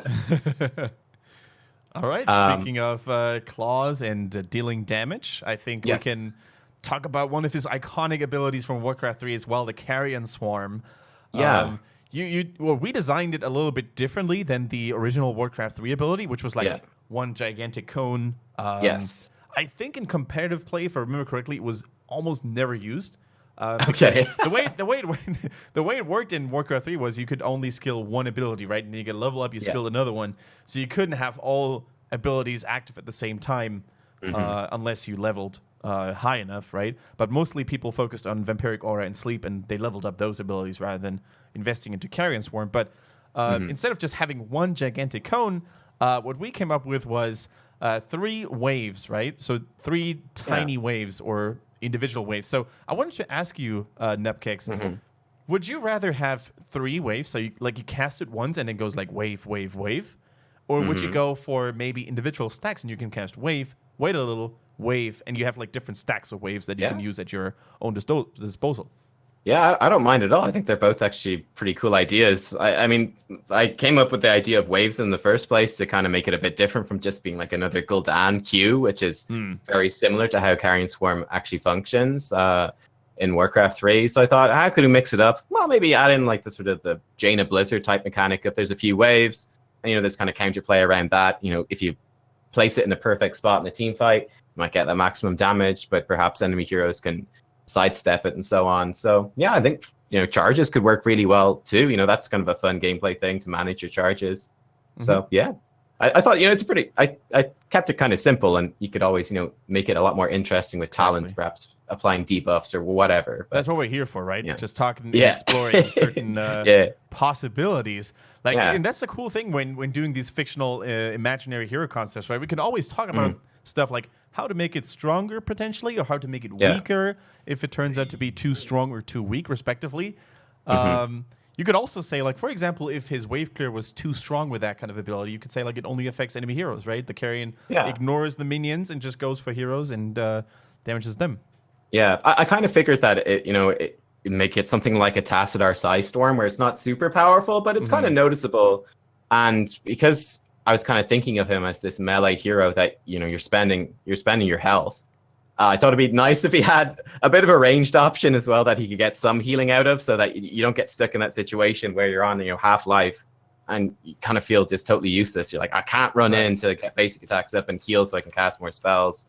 I'm too vulnerable, so it gives you a little bit of an in there, like if you're in a tough lane or something. So that's kind of my thoughts on that one. Heccu, go ahead. I was going to ask you something, but go ahead first. You want to make it like a charge, like he stands and he charges like those 3 waves? No, like a Lunara Leaping Strike, where there's 2 charges to the ability, so you can cast it a couple of times in a row, and they recharge. No, I think Heccu was saying, like, does he have to stand still while casting that? I kind of figured it'd be kind of fast, like a Tassadar Psystorm again, just kind of drop it out. But I don't know. Yeah, because at first, like from the description, I thought it's like, okay, you stand up and you send 1 wave, 2nd wave, and 3rd wave. Like the Nazebo toads, where you can like channel them. That's what I understood. Like for the description, I want to just make sure, because like forcing a hero to just stand in one spot and to channel something usually is like very dangerous. Like nobody goes for Gul'dan with the Reign of RNG because he's just standing. I in do one sometimes. But don't take me for serious. No one besides goes like for this, So yeah. Yeah, that's why that's what my exact same thought process was, and that's why I thought it would be cool to give him stacks, right? To say, okay, he's got like 2 stacks of Carrion Swarm or 3 stacks, and then you can cast 1, boom, you move a little bit, boom, cast the next one, and so on and so forth. So, Heccu, how well do you remember the boss fight in World of Warcraft against Mal'Ganis? Oh, I mean, it's like, first of all, it's a dungeon, so it doesn't last for too long. And it was in the Wrath of the Lich King. Yeah, which is quite some time. Been a while. It was a long time ago. I remember getting a dragon, and that's basically it. So, do you remember by chance if Mal'Ganis was able to put one of your party members to sleep? I'm not sure. I really don't remember. Because I think you might have been able to do that, but I don't remember myself either. But yeah, sleep is going to be. Well, let's actually go to sleep. I messed the order up, but let's talk about sleep then. Yeah. Sleep is the key, right? That's the key. Probably the most iconic. They have to have, if they put him in, they have to put in that sleep sound effect from Warcraft. Oh, let's see if I can find it real quick. Yeah, that is a classic. Yeah. I'll talk about how I thought sleep might work in the game while you're doing that. So yeah, I thought, obviously sleep has to be in the game. How can they make it interesting on this hero? How can they make it work? So the way I put it was maybe have it be a 2-second channel. So I wanted it to be a channeled ability. It gives counterplay to the enemy team because it's such a powerful effect. You lock someone down, you force them to be asleep. I'm going to give it, I said I'd give it a pretty, medium to long range as well. So, pretty significant ability to perhaps engage in the team fight or within a team fight to maybe lock down a damage dealer on the back line, which, other characters can't necessarily do. So a different kind of way to support your team. So yeah, I said make it be channeled. So, there's counterplay. You can be interrupted. You can be a target. Maybe even give it a fairly hefty health cost to cast. So again, it makes you kind of a juicy target while you're doing it. But we've got the sleep effect in the game, like you said with Deckard, stay a while and listen, and a sleep dart. So there's a few different ways in. In comparison to Anna Sleep Dart, I was like, you could make this be really strong. It's like a point and click, fairly long range sleep, somewhat like a Sylvanas mind control that makes them stand still. True. It's a pretty powerful effect. And then I added a little extra bit on, I which love I was the kind of, extra, dude. That was my personal highlight. That was so okay. Yeah, I was kind of done. experimenting, and I was kind of like, okay, well, what extra sort of gameplay could you add into this? So I said, you know what, let's go full on vampire here. So while you're channeling it, you can reactivate the ability, and you'll lunge towards the target, and you'll bite them, doing extra damage, and therefore, of course, giving yourself, an extra chunk of lifesteal. So going full in on that vampire type fantasy. And then, of course, you got the gameplay loop of that of, okay, now I'm in. It's a bit of a gap closer. I can get more attacks off, which means I get healed more, which means to be able to use these abilities more often. Right. But then, of course, on the downside, he doesn't really have an escape. So then you become, again, like a fairly big focus target. And the enemy team, they see you cast sleep. They know who you've targeted. They can prepare to deal with that when you go in. So I thought that'd be kind of fun. It's like decision. All right, will I sleep someone on the back line and then follow that up with diving on top of them, try to focus them down and get them killed, or is that just going to get me killed? So I'll just sleep and then not get the value out of that reactivation. I'm just going to leave it standing there. So yeah, that was kind of something I threw in there. So a bit of a twist on the classic really Warcraft 3 sleep. It also gives him like a little bit of an engage, right? Instead of just making him that backline caster or whatever. Yep. That's so cool. Like that sleep ability is my personal highlight. You would probably have to give it like a fairly hefty cooldown, so you couldn't use it like all the time. So maybe a 20-second cooldown, something along those lines. Yeah, it's a very powerful effect, of course. If you make it point and click, if it's a skill shot, kind of like Anna Sleep Dart, then it can be a bit shorter. But if you're gonna make it anything like point and click, that consistent, it's such a powerful effect. There has to be big drawbacks to it. Yeah. Or maybe you could also say that the same target can't be slept twice. So you could say that, if you sleep the enemy Rainer, then you would have to choose a different target for your next sleep. Okay. Yeah. So, there's many ways to toy around with this. Yeah, that is a cool mechanic. Like Thrall has that with that level 16 talent. With a thunderstorm. They could do that more often with more heroes. That's a pretty fun one. Yeah. Heccu, what are your thoughts on sleep? I like the idea of jumping to the target is in sleep because maybe it can also be used as an escape, not only as initiation. Yeah. If somebody trying to body block you, and the first thing that came into my mind, imagine so there's that I don't know, somebody is trying to body block you, and there's their enemy team is running to and trying to kill you. You put a sleep on them. Your Stitch just hooks that person, and then you activate, and you're just so far away. And whoosh. And and you then just take care of that team, of that enemy that got hooked. So I was like, man, you can think of so many good things with this. So yeah, I think it's a really interesting ability, and it sounds pretty good. Yeah, it's not the standard sleep. It's not like, oh, and now you're sleeping. Ooh. Exactly, and that's what I really like about it as well. It's just like one point and click, and you're done with it. But you have this activatable component that just gives you so many more chances to make plays, right? So it's really nice. An ability that's not really as spectacular as the Carrion Swarm or the Sleep is his W, Vampiric Aura, which is probably the next to the Sleep, like the most key thing that the Dreadlord in Warcraft 3 was known for. We're probably gonna have to do a little bit of explaining there because, like, does it have a passive effect and an active component, or is it just passive or active? Like, how did you have this in mind, Nubkeks?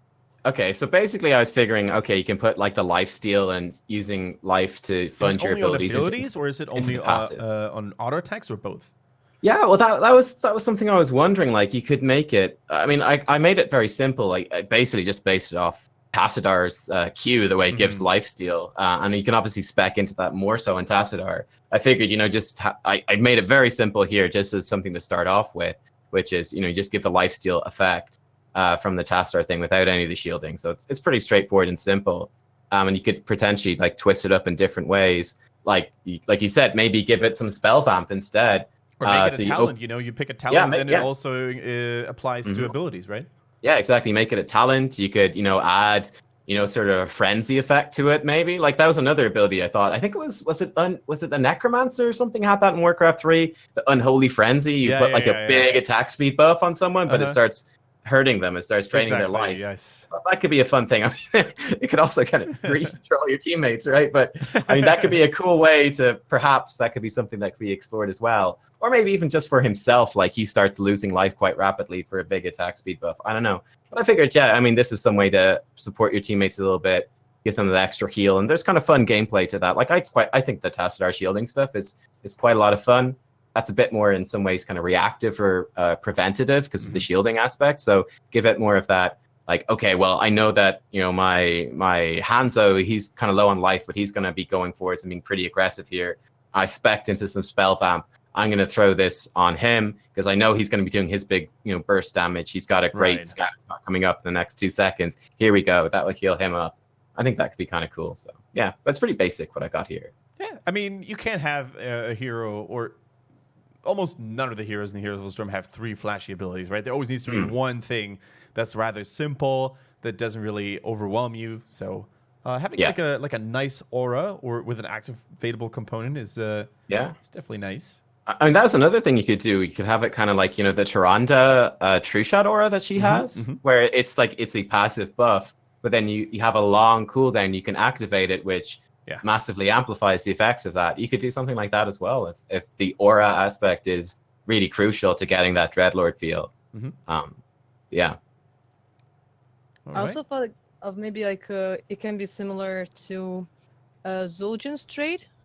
For example, when you turn it on, and with Zul'jin, I think you need to deal damage and then you lose HP. But here, for example, you activate it, and then you start losing HP, for example, and like to stop losing the HP or to get it back, you need to start dealing damage. So you need to realize when you're actually fighting. So you turn it on during the fight, and you deal damage. So your HP doesn't go away, but you deal more damage. But if you're out of the fight, you just start passively losing that HP.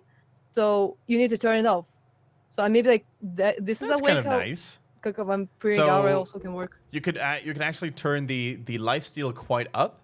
But as a downside, you would lose health very slowly. So you would have to face someone, or you would have to attack someone, or turn it off. That's interesting. Yeah, exactly. That's kind of nice. So now it's time to get serious, guys. We're going to talk about the heroic abilities, and we've got 2 of those for you in store. And you see that icon there. You see the icon of the first one, of the R1. And immediately, if you've ever played World of Warcraft, if you've ever seen those things in Legion, in World of Warcraft, or in Warcraft 3, you played it, Infernals will ring a bell. And they can pack quite a punch. And I think it was probably one of the, if not the most powerful heroic ability in Warcraft 3. I think Grubby the other day actually had a discussion on his Warcraft 3 stream where he was debating whether the Summon Infernal from the Dreadlord or the what was it called, Doom from the Pit Lord was stronger, because the Pit Lord could basically hex an enemy unit, it would die, and after it died, it summoned a Demon Guard, which was like a big Yeah. demon as well. You could control that, and it had all sorts of abilities. But I think we came to the conclusion that competitively, the Infernal was a little stronger because it had this impact, and it was immune to magic. It had all sorts of crazy attributes and things to it. So, Nubkeks, what does Summon Infernal do if it were to be implemented in Heroes of the Storm? Okay, so my idea was that, I basically going very similar to how it was in Warcraft 3. It obviously summons in, the big meteor strike comes down, big delay to it. Then it lands, it does a stun in an area, and then the Infernal appears. And I figured it would behave somewhat like a Gargantuan, perhaps, where you don't have direct control over it. No, it's a demon. It's a bit crazy. It's just going to go ham and start hitting people. So I figured it would just probably start attacking whatever is kind of nearest to it at in that time. impact circle, right? So kind of face around that. So like again, the initial thoughts I had were, okay, this could be a nice ability which you could use defensively for your team. Like there's an Illidan diving on top of your team. Going to summon Infernal, near my team. Well, now there's going to be a stun coming down in a couple of seconds. This Infernal is going to be fighting with us, pulsing some AoE damage as well. So it's going to help zone out. Or alternatively, you could do something crazy like with the sleep, having that lunge ability. You could sleep someone in the back line, jump in, and then drop the Infernal on the back line. Just be like, hey, boys, I'm here. So, yeah, I mean, I don't know if you guys have any ideas on how they could do it, but I mean, there's no question. Summon Infernal has to be one of the heroics. It's so iconic. What came to my mind was like being immune to abilities.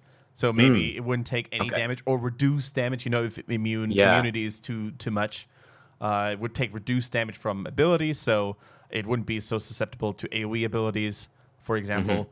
It could also, like in Warcraft 3, there was a thing called Chaos Damage. And very few units in Heroes had Chaos Damage because it was basically ignoring all sorts of armor. It would always deal like full damage. Sometimes it would even deal extra damage. I'm not sure.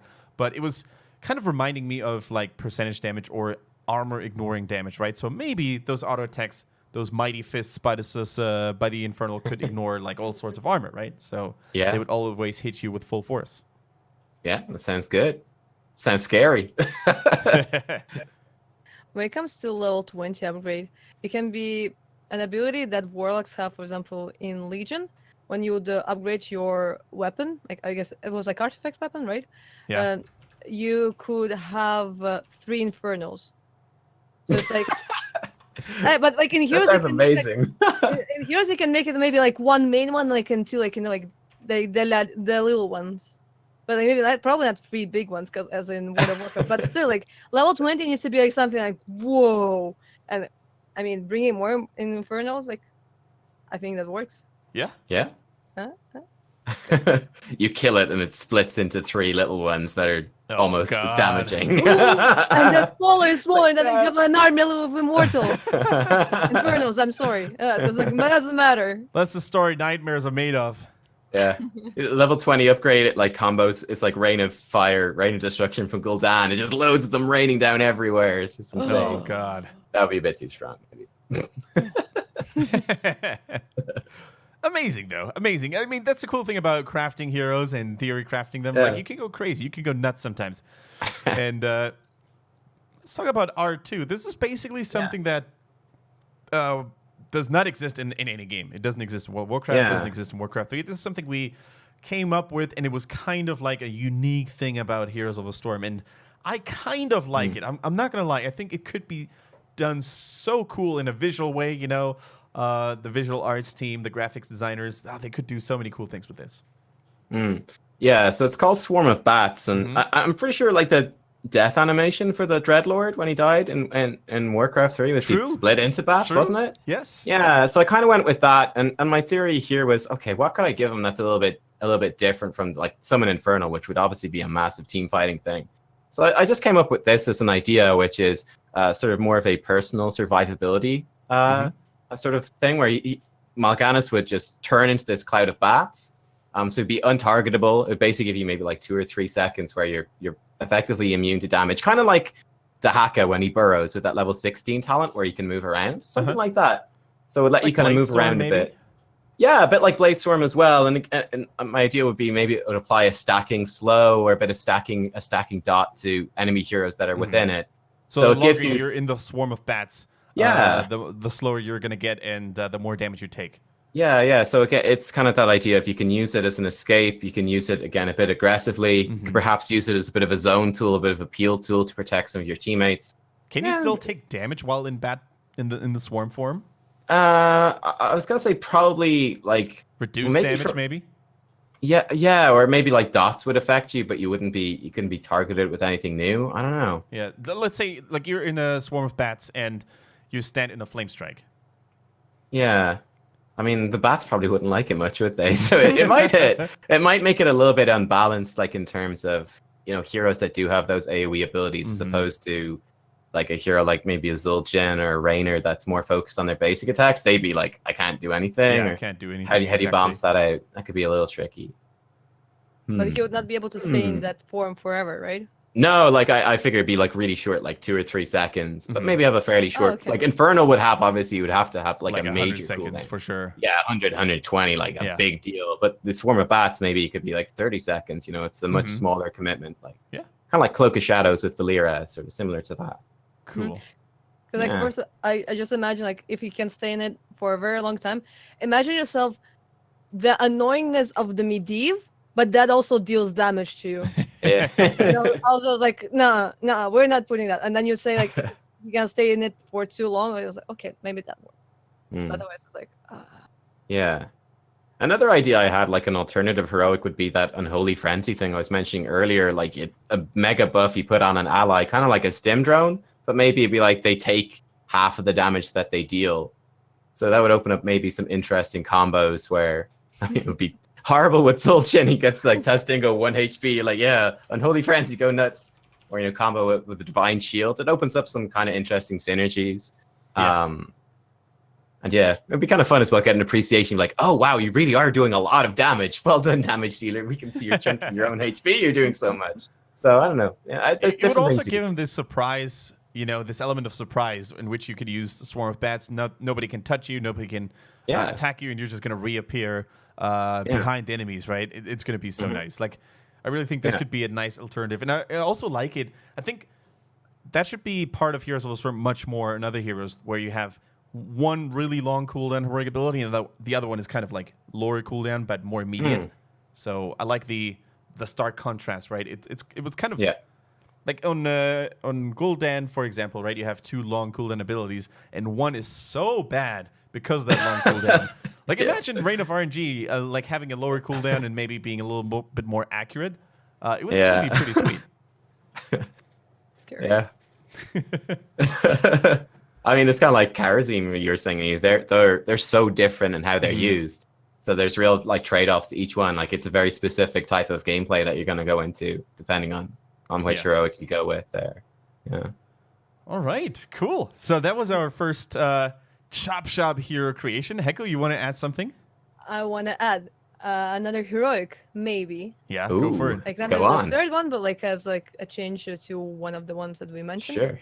So as like we know, like Morgana is Dreadlord, and they're not really usually fighting themselves. They're kind of like putting a nation versus a nation. So Yeah, they're definitely the schemers and very tricky cool and fellas, stuff like that. Yeah, exactly. So what about some kind of friendly fire heroic? Oh. Imagine like you put this ability on an enemy, and his abilities will not only deal damage to enemies but also to his teammates.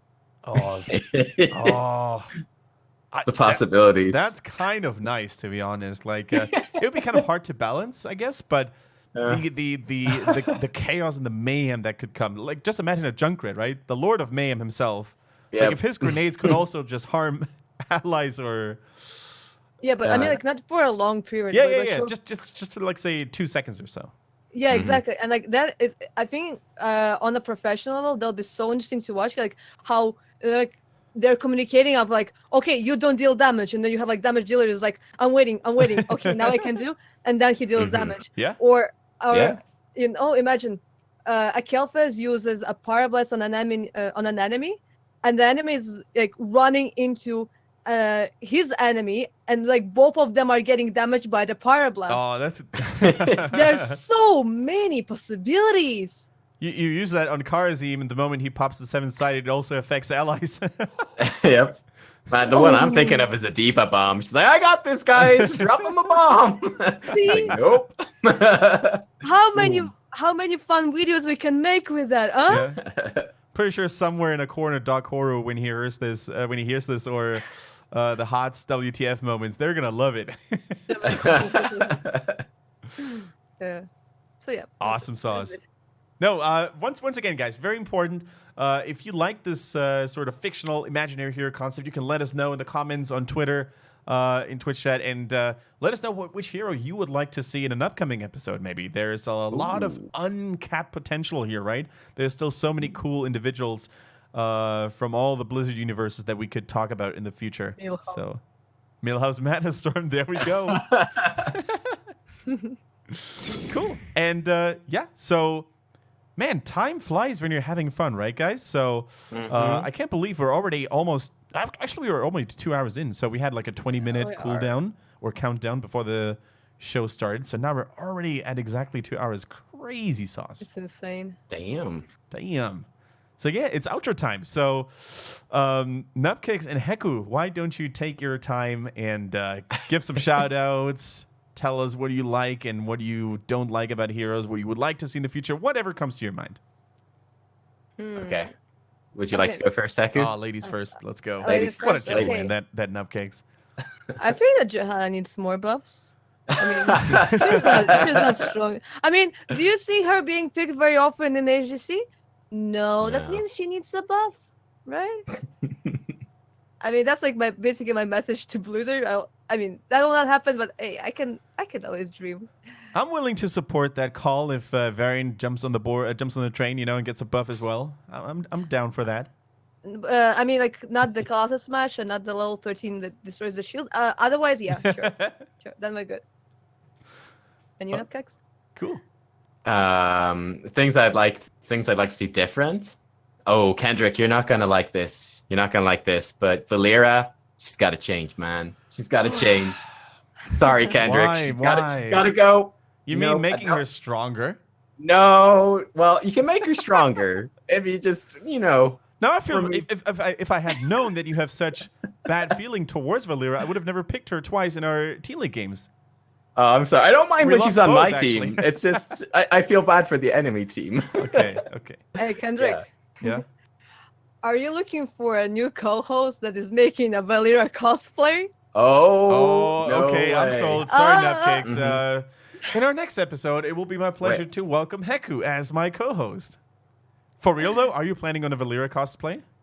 Yeah, like I'm in the process. Like I've been No doing way. it for such a long time. Like, so yeah. Do you I have like one small gadget or one little thing that you can show us right now?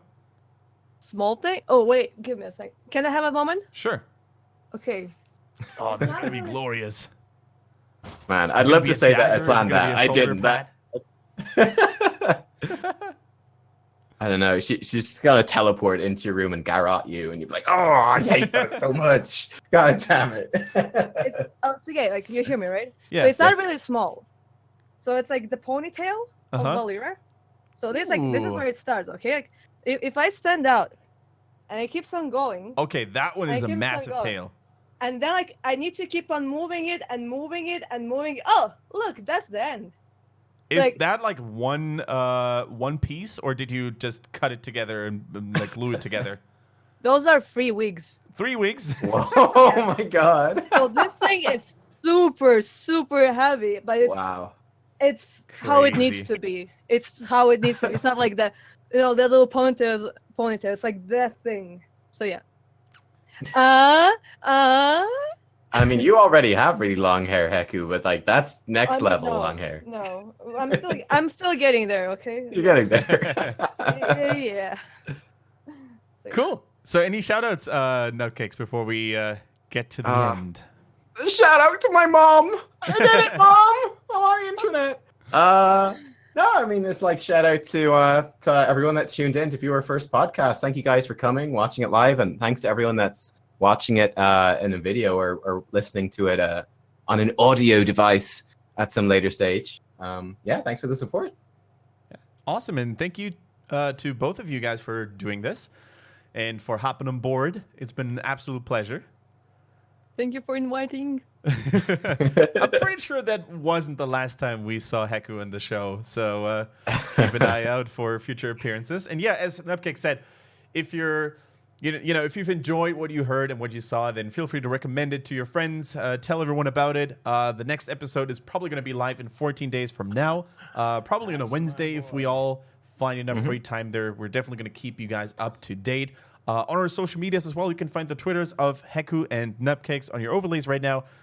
You can also follow me there, and we're going to keep you up to date on all future endeavors. So for now, thank you very much for watching, and have a glorious day in the Nexus wherever you are, and good luck in all the games. We'll talk to you again in 14 days.